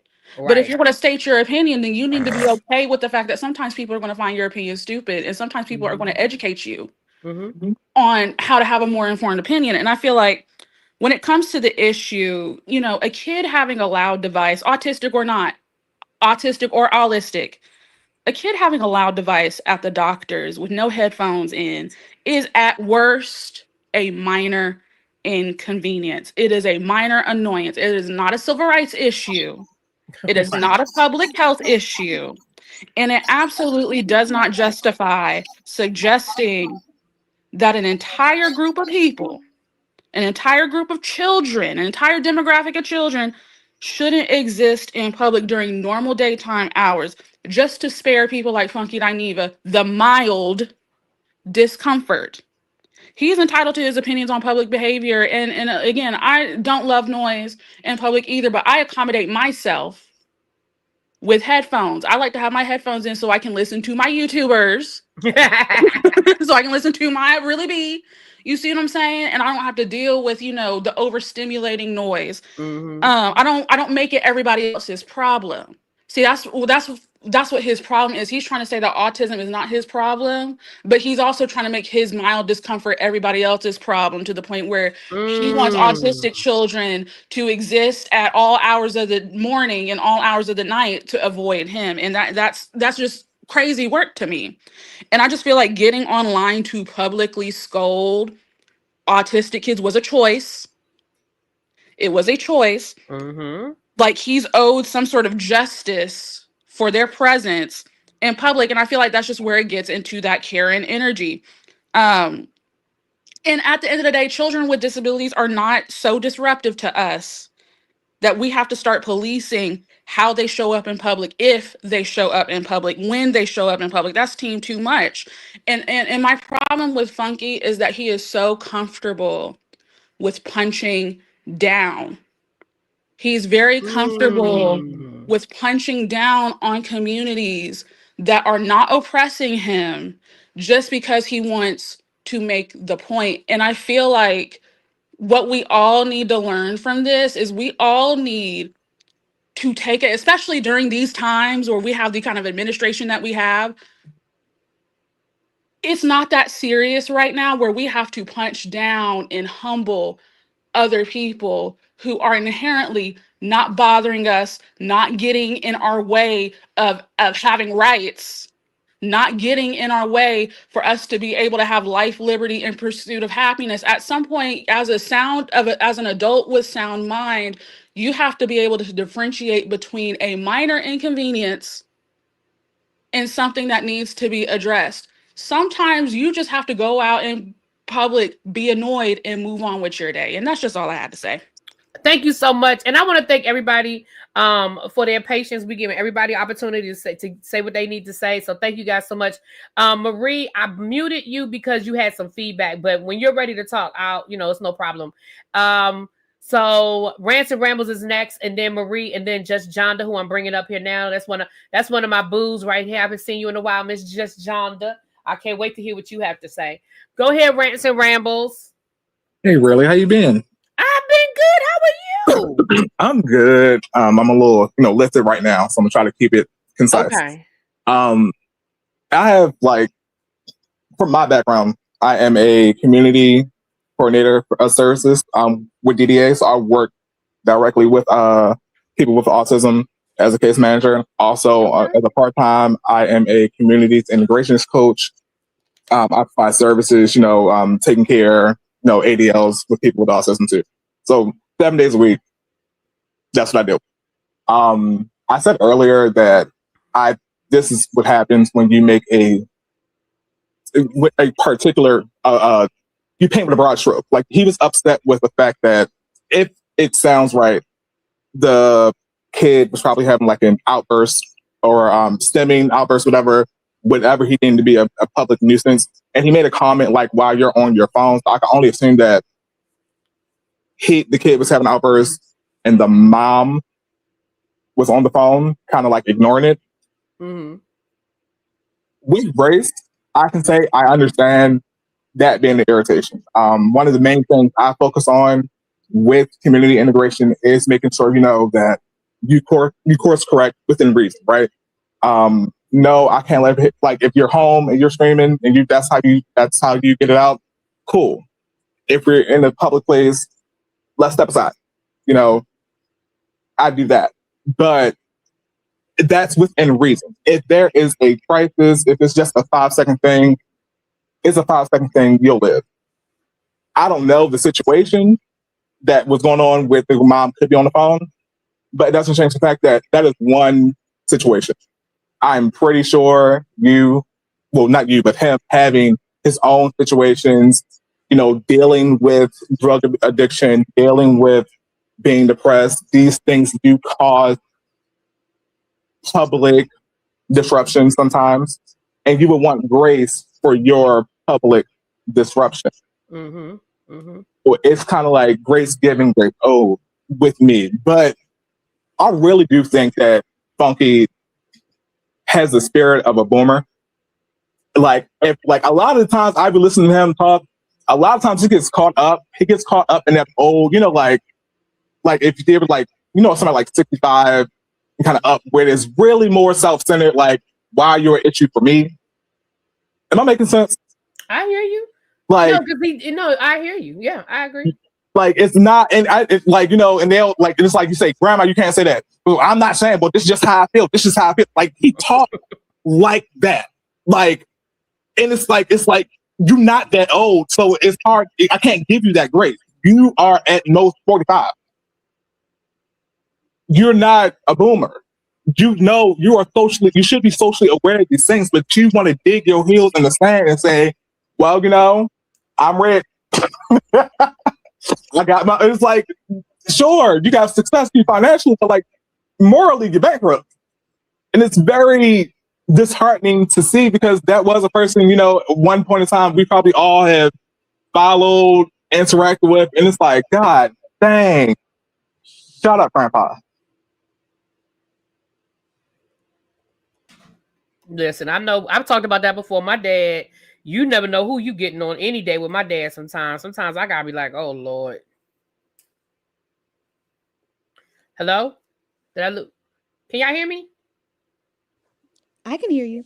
Oh, I think we might have lost. I'm sorry. Oh, okay. I'm about to say, did we lose it? Okay. I told you I'm lifted. It's okay. Uh-oh.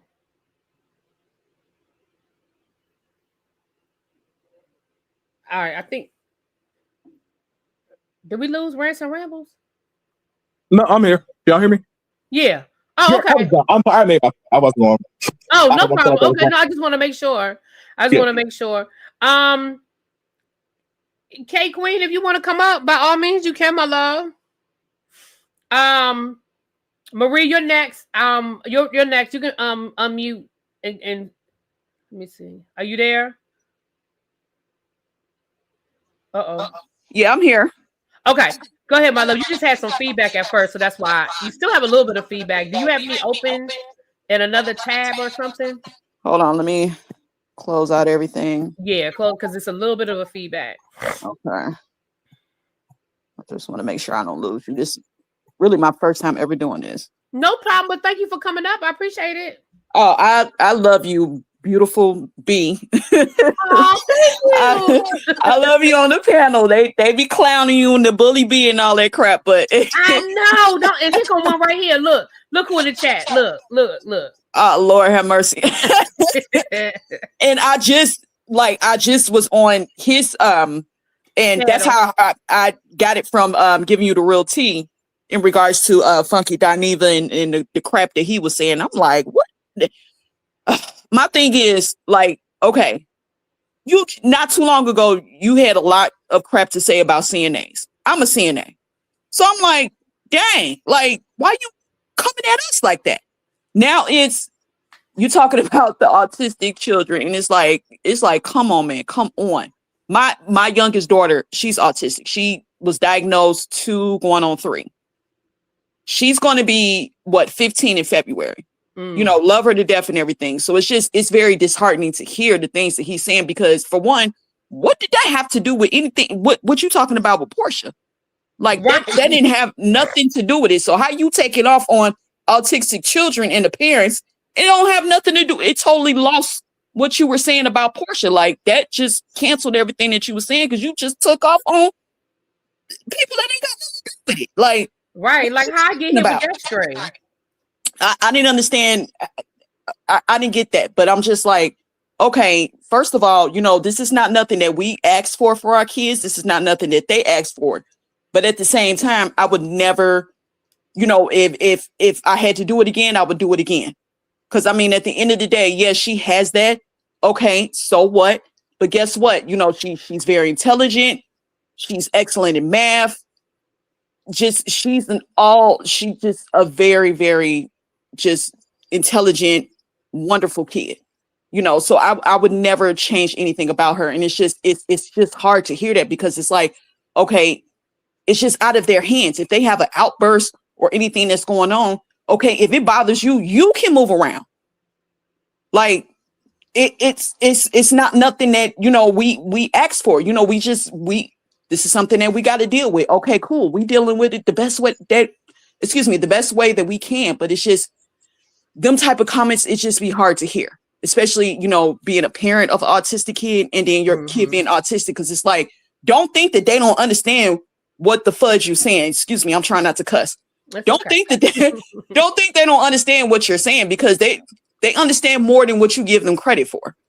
So it's been plenty of times I done picked up my baby from school and she's telling me, you know, the crap that they be saying to her at school and all that type of stuff. And it's like, yo, I'll be ready to pull up on them. Like, okay, look, right. Y'all gonna chill out and leave my doggone baby alone. But it's like, I just didn't even understand it. And you, a grown man, you're dealing with what you're dealing with. And, you know, don't get me wrong. You know, I when I first heard about it, I was like, dang, you know, you got my sympathy. You know what I'm saying? So it's like, you need to tread lightly, for real. You really need to tread lightly, because it's just like, that just wasn't cool. That wasn't fair. That was not okay. And it's like,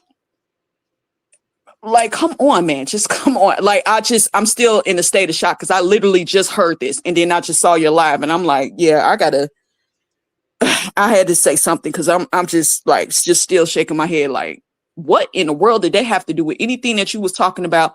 And so what if they have an outburst, or so what if anything's going on?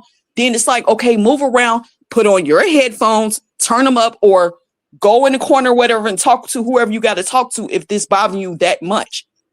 It's like, I don't even understand it. Like, listen, I hear exactly what you're saying. And Miss Marie, I want to say this to you before I move on to Just John. I want to say to you, again, my personal story. I'm gonna mute you again. It's still a little bit of feedback when I'm talking, but my personal story.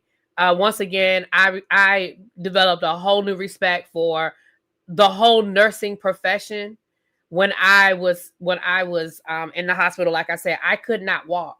And when I first went into the hospital, they hadn't put me in a wheelchair. I hadn't started rehab because they were still trying to figure out what happened to me. They were still trying to figure out why I just woke up one morning and couldn't use my legs. So they didn't.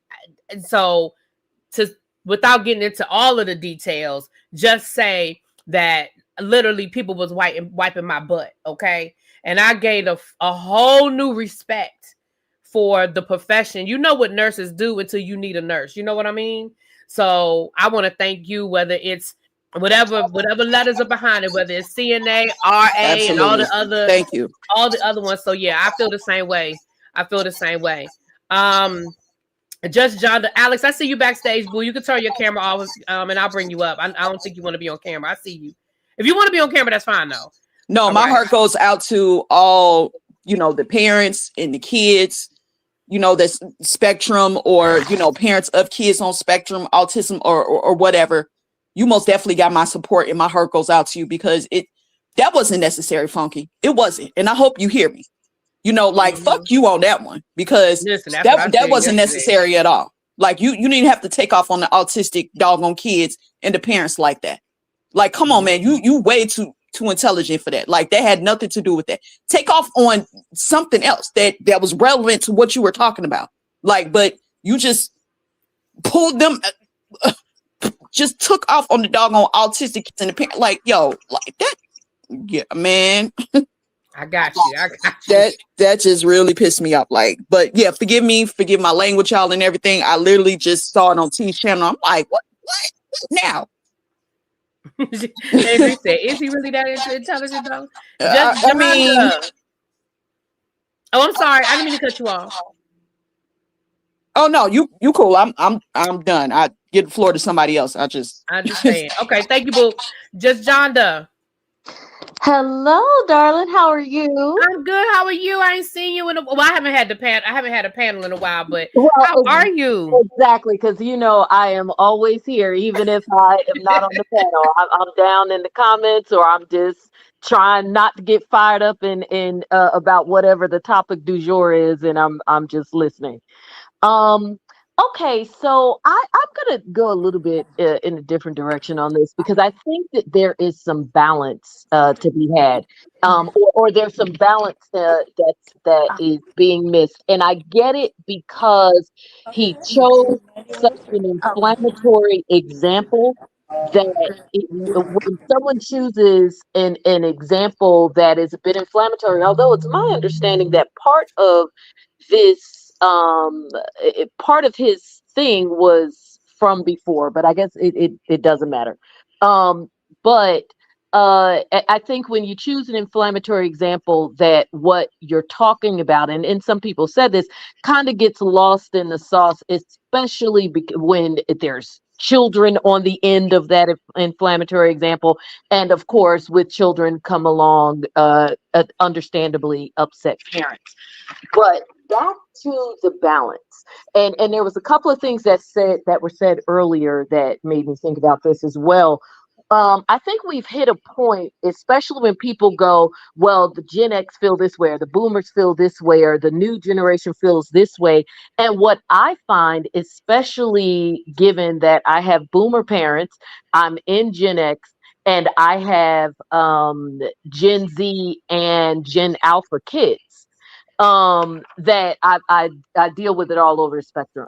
And so what happens is, what one group may consider selfishness, like you say, well, boomers are selfish and they say all this crazy stuff and whatever, is another group's entitlement. And the reason why I say that is because what we're dealing with a lot, and what I find, especially with the young people I deal with and defend, and my kids and what have you, is that you find that people feel like just because we are more enlightened and more understanding, and we know more now, which we should, it doesn't mean that you still skip over the general social contract that we all should have with one another.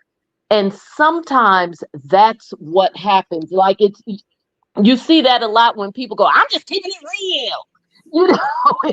Right. And so you skip over the general contract because you just want to keep it real, when everybody still should be able to have, a certain level of quiet enjoyment. You run into this a lot on planes when people, and I see it on my timeline all the time, when people complain about I'm on a flight and there are screaming kids on the flight, and then people are like, well, they can't help it and whatever. But I did pay for a flight. I'm flying 5 hours cross country on an overnight flight. I'm not a bad person because I don't want to hear somebody's kid screaming. So I'm this is coming from a person who's had to deal with that with my child being the one screaming, and I gotta, I'm frazzled trying to get them together. And so while I get what he was trying to do with the Portia correlation, I think he did an extreme example. I was one of the people who did feel like, yes, the woman in the Portia situation, she was foul for trying to make it seem like Portia, wanted to murk her. But on the flip side of that, it is rude and entitled to sit next to someone and not have your phone on mute. It is rude and entitled to be in public. I have to get on my own kids about it, to be in public and not mute your devices or not have on headphones or not do and not whatever, because I don't want to hear what is on your phone or what your what yo gabba gabba or whatever. I know that's an old reference, but whatever it is that your child is watching, and I shouldn't have to, and I shouldn't be branded an a-hole because I don't want to. So I think that but to take it again, that I think that is a reasonable conversation that could be had about, again, our public contract, unspoken of people being mindful of the people around them versus taking it to an extreme example of, the autistic children. See how I mentioned kids crying on a plane versus talking about something that, obviously deals with health and everything on a whole different way. That is something that he could have done. And so when you get so extreme like he did, there's a lot that gets caught in the middle. Having dealt with all of this on a regular, I understand the frustration because you love your kids, but you're human, so you're going to be frustrated and frazzled and whatever. And as a parent, you can be frazzled and frustrated, like, oh my gosh, my child is stimming and they're having a moment, and what do I do? So I respect and understand that. Someone else who may also be frustrated by it is not an a-hole for being frustrated about it. They're just an a-hole for going and blasting it as if it's something you did on purpose to inconvenience them. I'm a respectfully disagree with that part. I agree with it being rude for people to be on their phone, because we talked about that when Portia, we had the same conversation over here, and we were like, Portia, you were wrong, and that is rude. And I told the story about a guy watching the football game one time on a night flight from LA, and I was like, dude, I don't want to hear your tablet.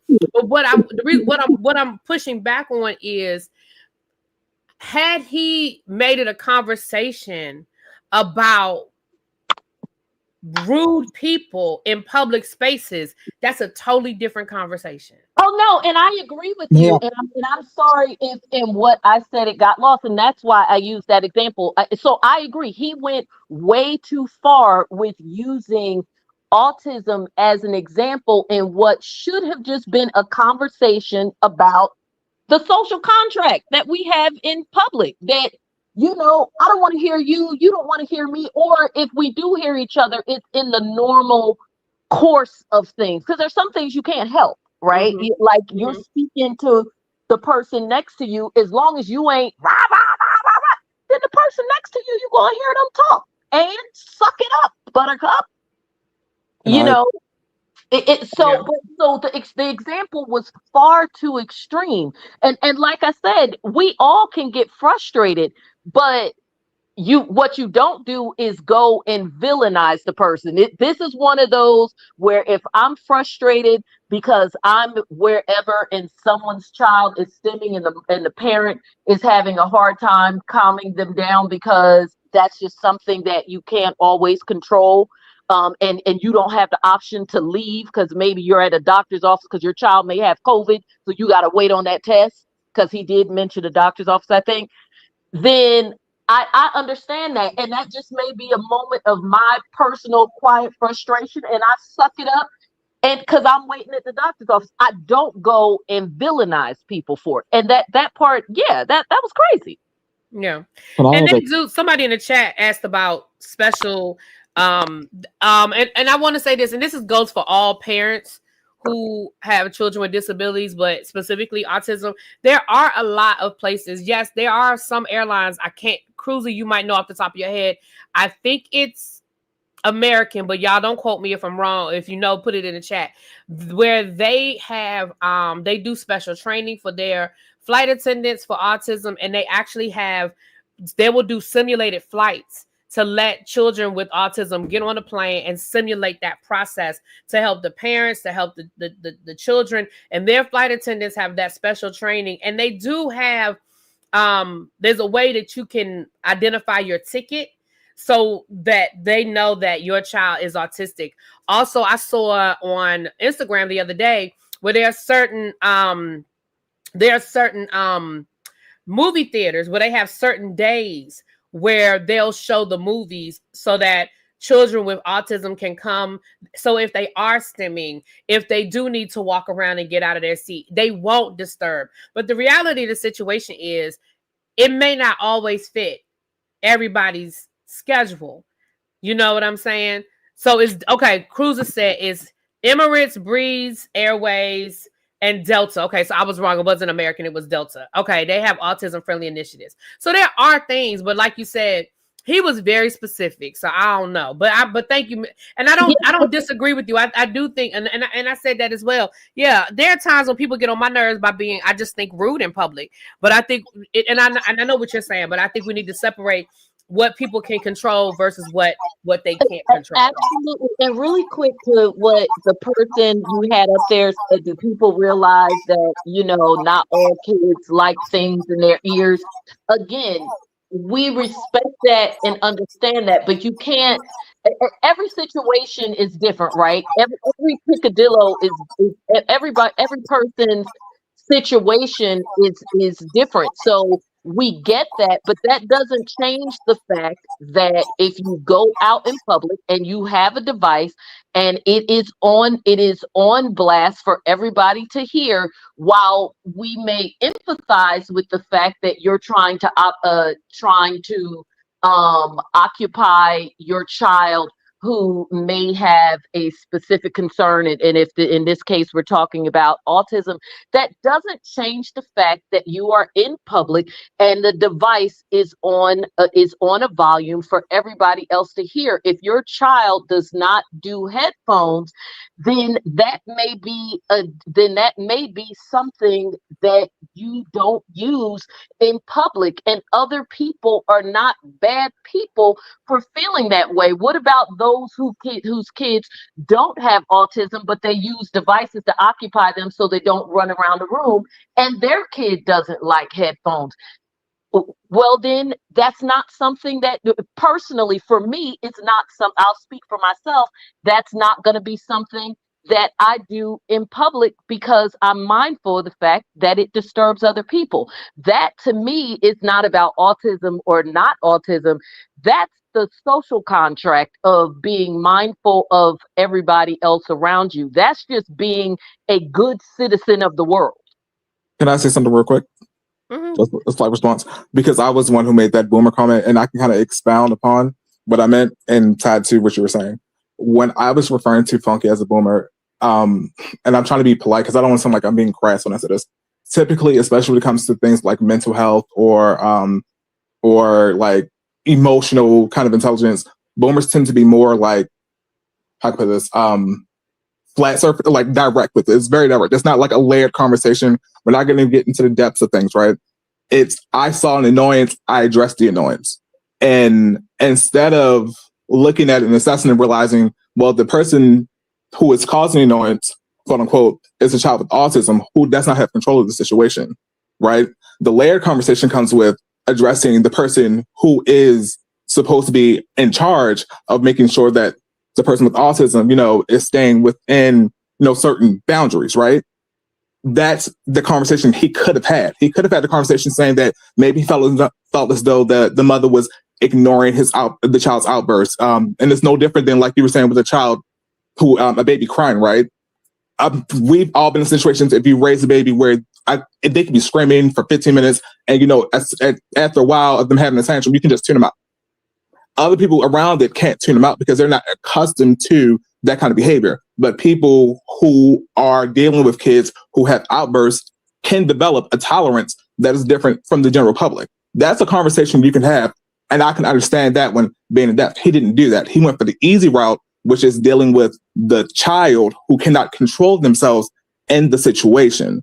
And that's what I meant by specifically saying very boomerish, because that is something that, and it's not no shade to them. My grandmother did assisted living. She taught me what I know.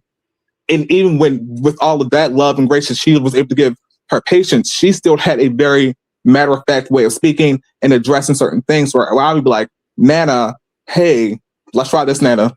No, I'm not going to do this. I'm going to do this, because that is more direct. Okay. I got you. I'm gonna let Alex speak because they've been waiting very patiently, and then I'll give everybody one final word. And it's because it's been 2 hours, y'all. So, Alex, thank you for your patience, my love. Go ahead. Problem. What you have to say? What you have to say? Can you hear me?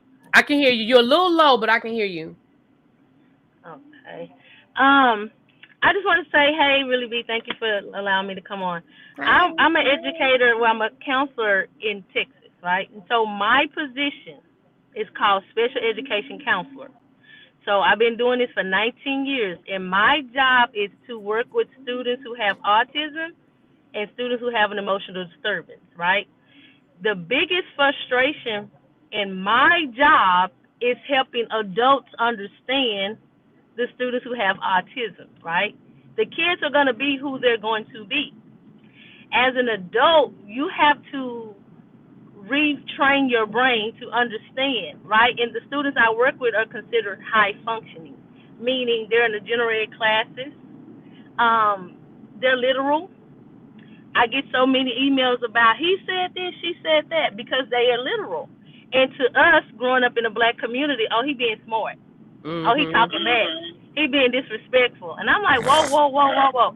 So when people see me interacting with them, they like, well, Miss Alexander, how you doing? Well, I had to relearn a whole bunch of things because I am from that.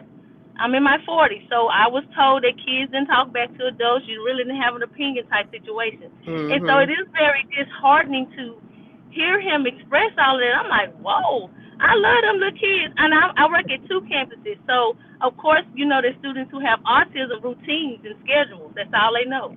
So I have to get them to understand I'm only here 2 days. These are the days. If I tell you those days they're waiting on me, even though I have to go get them, they're waiting on me. So I just feel like for people to understand, and these are kids who are ages 12 through, they're 6th grade through 8th grade.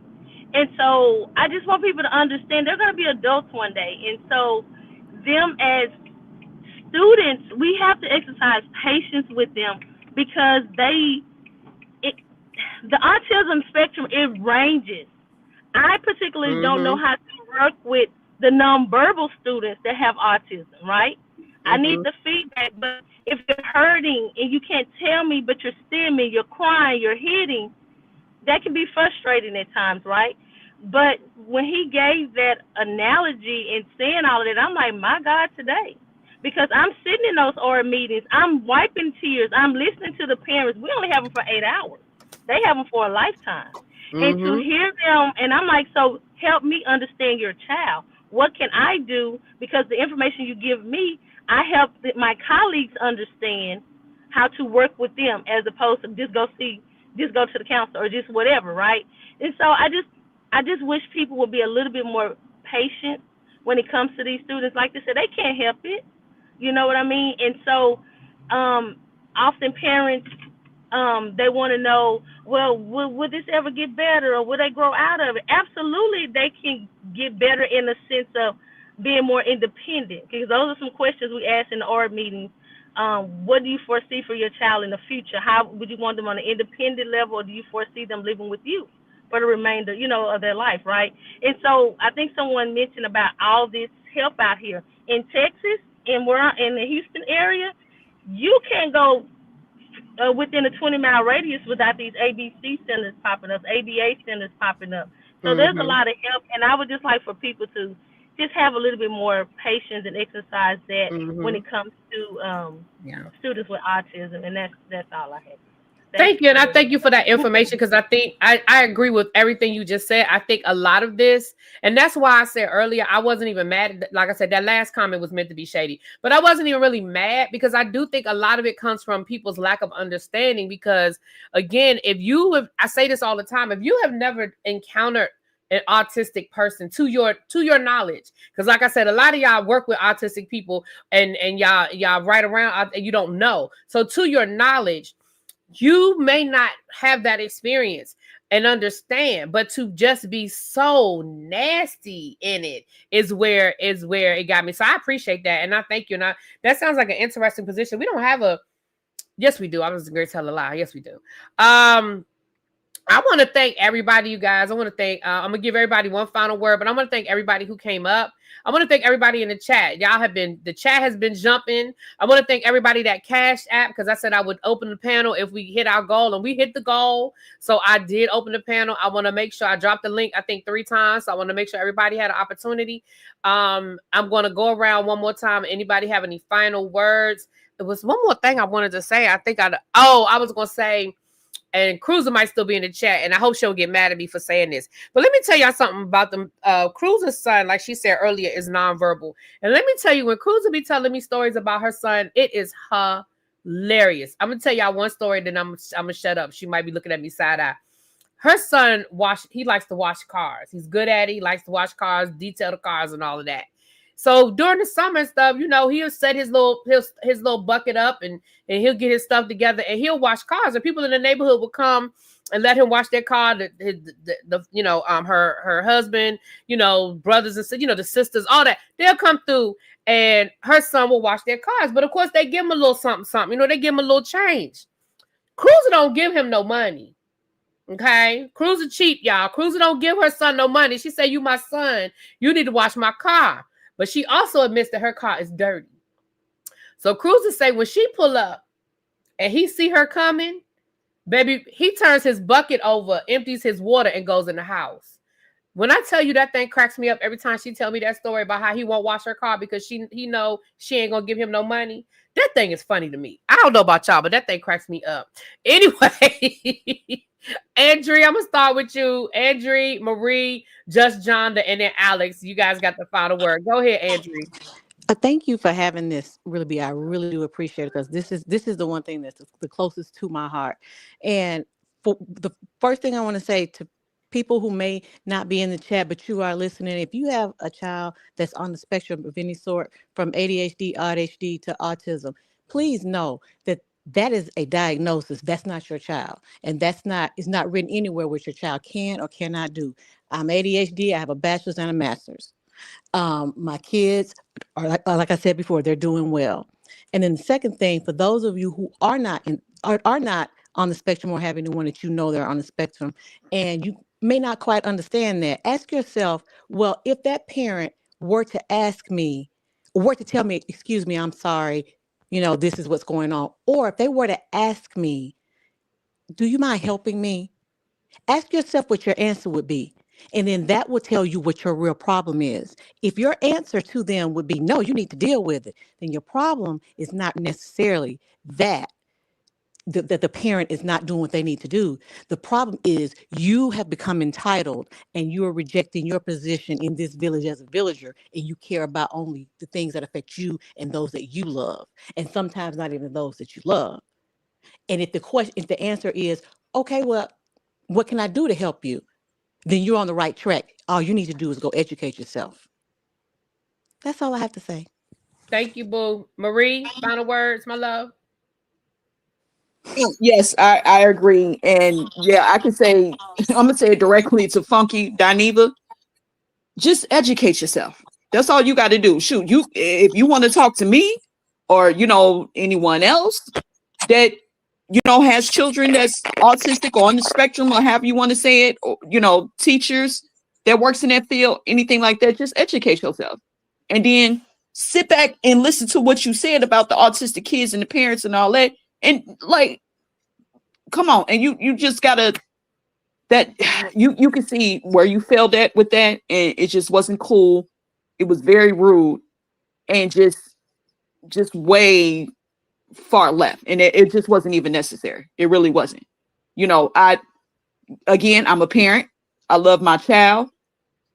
And, it's not easy for us as parents. It's not easy for her as a child. I just I thank God, every day getting us through this journey and, everything that she deals with, that I deal with, etc. It's a lot. It most definitely is a lot. You're speaking with a parent firsthand with this. It's a lot. And mind you, my little sister, she has autism. So that's a lot with her. So it's just, it was just really disappointing, to hear that. And it's just, I hope and I pray that he just does his research. That's all I can say about that. But really, B, thank you so much for, allowing me to come on to speak. I really appreciate it, because this hit the heart. I was just like, yeah. what? Well, thank you for coming up, though. I appreciate you. I appreciate you being here. Oh, thank you. And then, listen, next time you gotta have my back when they start calling me Bully B. You see, I know Bully. They be tearing you up with that. I'm like, dang. But then sometimes I'm like, oh, okay, really, B. All right now. you don't play. You do not play. I'm like, all right now. But no, I got you back though. I got you. But yeah, again, thank you so much for having us up here and just hearing everybody's, just how they feel about this situation. It's just, it warms my heart. It really does. Because it, like, Funky, brother, you for real? Like, what? Look at T. The lies. Anyway, thank you so much. Ain't nobody fooling with T. He the one. Love you, T. You bullying me all the time. Love you, T. Love you, Scotty. Y'all, everybody on that panel, y'all is excellent. Like, I love y'all. For another liar, just lying. But thank you, Marie. Thank you, boo. Just Jonda, final words. Yes. For me, and I think I expressed this earlier, I'd like to take it a little bit away from the funky piece. I appreciate that you had this and allowed, and it seems like it's just the nature of the wonderful listeners and watchers that you have. That you have so many people who are willing to share their stories. I mean, you and I, we've talked, I've shared mine. And so I think that's important, because it does force us to have a broader conversation about this. And I just want to say that the reality of it is, again, especially looking at it intergenerationally, most of us, if not all of us, and just are not aware of it, deal with people on the spectrum every day. Because the spectrum is so vast, and it's not just kids, it's the people that you work with. Unfortunately, when our parents were growing up, at least a portion of when I was growing up until like the 90s, things started to change. They used the R word, right. And the kids weren't even, whatever, or as we know, people joke about it, but it's the truth. You have that uncle or that cousin where people are like, oh, that boy just ain't right. No, well, now we know it's not that the boy ain't right. The boy had a little autism, or not even. He was ADHD or whatever, or the girl. Somebody asked about in your comments about whether or not it affects boys and girls differently. Again, that's something that if you're concerned, I would recommend, obviously, you speak to a professional. But again, the reality of it is that the spectrum is so vast, and really probably agree, because being an educator is just so many different things that you're not going to see the same thing in each person. So I think the only thing that I would say is in bringing that up is, because we're dealing with people with these things every day, I think that there's compassion to be had across the board. Yes, compassion for those who I don't know, consider themselves normies, I guess.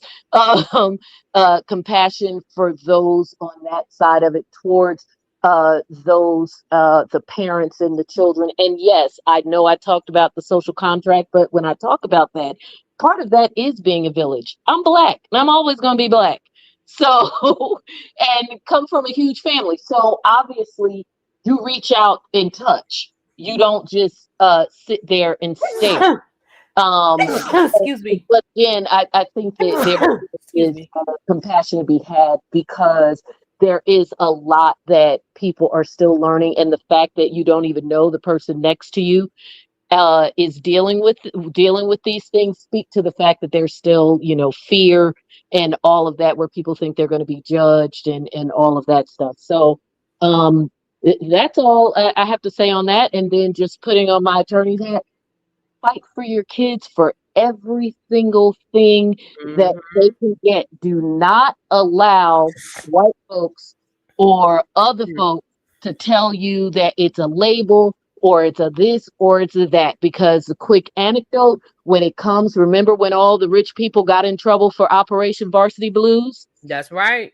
They're And gonna think it is. yes, and with Operation Varsity Blues, if you notice, what they publicized was the fact that they were doing it through sports. The biggest part of that case that they didn't publicize, because they didn't want people like you and me to know, is that the majority of those cases were because they used the benefits through the ADA. They made sure that they went and got their kids paperwork regarding their ADHD and regarding any type of thing, so that they could get what they were supposed to get, which was accommodations, because I got them for my own child. But they got accommodations on those SATs so that somebody else could sneak in the room and take the SATs for them. Get your stuff. You are owed it. You pay your taxes for it. Shameless plug. Can one of my mods drop the link for the Teacher Project 2.0? Because the education podcast that El Teddy and myself do, we try to do it weekly. We ain't been doing a good job lately, but we absolutely broke down Varsity Blues and we talked about that. And we absolutely talked about how these parents were getting these crazy accommodations for their children.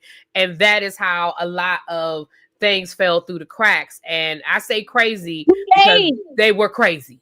2 days. You could get 2 days. Who knew that you could do that? Exactly. And that's the thing. Who knew you could even do these accommodations? So yeah, we talked about that. So if y'all need to get subscribed to the Teacher Project 2.0, especially if you have a child in school, period. Not just a child with a disability, not just a child of color, a child in school, period. Because we cover all of those things. And yes, we talked about Varsity Blues, and we went deep. We pulled the layers back and we dug deep. Thank you, Don. There it is right there. Y'all click that link and get subscribed. Okay. Also, last need with that, because I do represent parents who are dealing with having to fight school districts. So I'm right here in the DMV like you, so I'm happy to help. Oh, okay. Well, look, we need to link up. We definitely do. Also, last call. Well, not last call, but last call for today, because I'm getting off of here and I'm probably not going to come back because y'all don't have me here for 2 hours. If you want to make a donation towards the Christmas baskets, you guys know we are sending out Christmas dinners. I'm going to start ordering those dinners probably on Monday, because I just want to make sure that they get to people before Christmas Eve, and nothing gets lost in translation. So I'm gonna probably start ordering them on, like I said, Monday or Tuesday. So if you want to make a donation, you can hit my Cash App, you can Zelle, you can PayPal it to me. We're averaging probably around $35 per dinner. The dinner is going to include a bread, a meat. I can't guarantee which. I don't know if it's going to be ham, turkey, chicken, but a meat roast, a meat, two sides, a starch, a vegetable, some sort of a dessert, and a case of water. So if you would like to donate towards that cause, so we can make sure that we can help all of the people who have reached out to me, you can please do that. Again, if you don't have no money, I understand it is Christmas time, honey, but y'all can hit that like button. That's free. All right. Alex, my love, you have the final word.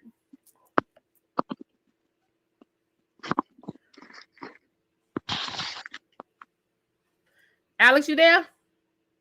I think you might be trying to say something. Uh-oh. Alex, you muted. Okay, now you unmuted. Say something.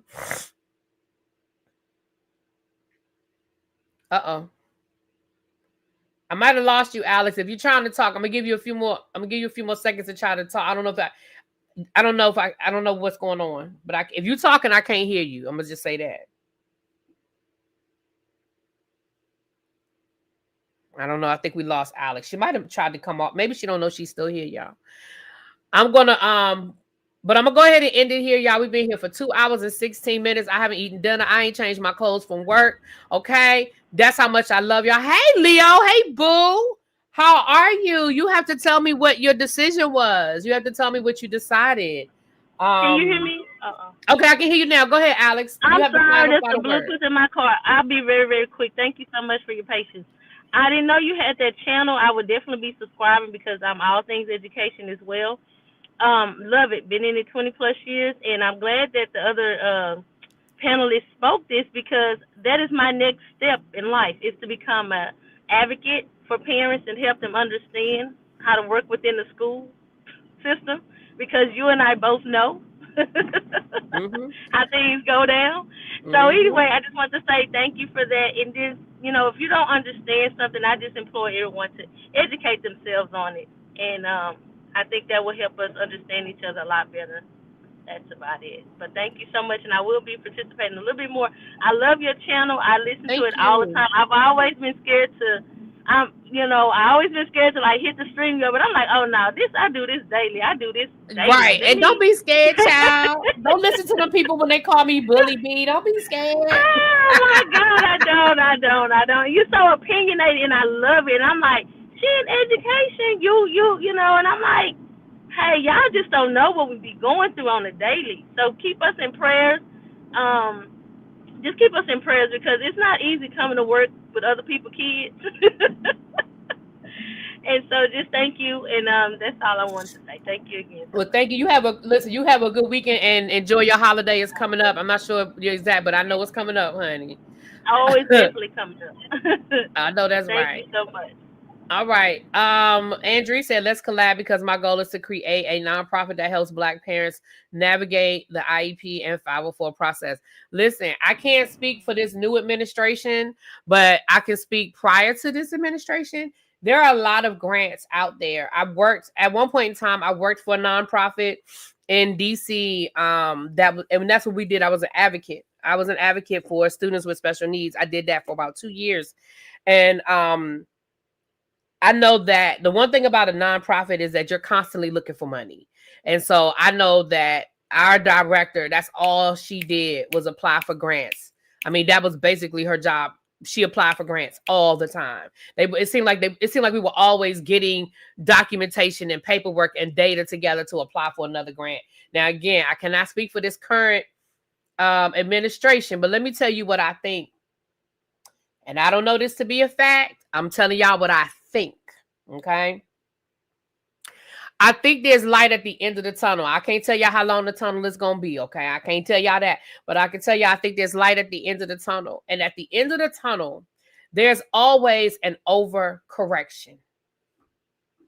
There's always an overcorrection.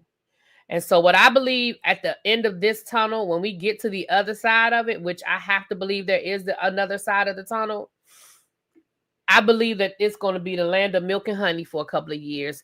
People are going to be overcorrecting for the shit that is going on right now and the shit that they're allowing. You understand what they are allowing to happen? And so for Andre and Alex and Just Jonda, which Just Jonda is already in there. Y'all get yourselves together, get your business plans together, get it all together, and just be ready. It may not be a lot of resources right now, and there may be. I don't know. There may be a lot of resources right now, but if there aren't, just hold on and just be ready. Because I'm telling you, I feel like in about another year and a half, it's going to be the land of milk and honey. Now, that's my opinion. I don't know that to be a fact. That's just how I feel about it. With that being said, you guys, I'm going to go ahead and get off of here. Programming note, we have Beyond the Gates tomorrow at 11 o'clock Eastern Standard Time because I have a Christmas party to get to tomorrow afternoon. Sunday morning will be Ready to Love. As far as I know, if Shade in the City can't do it Sunday morning, I'll make the adjustment. Of course, the Real Housewives of Potomac on Sunday evening. And somewhere between, and if you are going on the cruise, there will be a meeting on Saturday night. The link will be in the group chat. So if you are not in the group chat for the cruise, please send me a DM on Instagram, or if you are not on social media, email me and put in the title cruise live or cruise live stream. Put the word cruise in there so I know you are emailing me. I know everybody is not on social media. So if for whatever reason you are not on social media, but you are going on the cruise, please reach out to me so I can send you the link. The video is going to be unlisted, so you will not be able to see it as a regular live. It'll only be for the people who are going on the cruise, okay? So the people who are in the group chat, the link will be in the group chat. I'm going to go ahead and set that up tonight. So the link will be in the group chat, and that'll be tomorrow night about 8 o'clock-ish. All right. With that being said, y'all, I'll talk to y'all later. I'm out. Peace.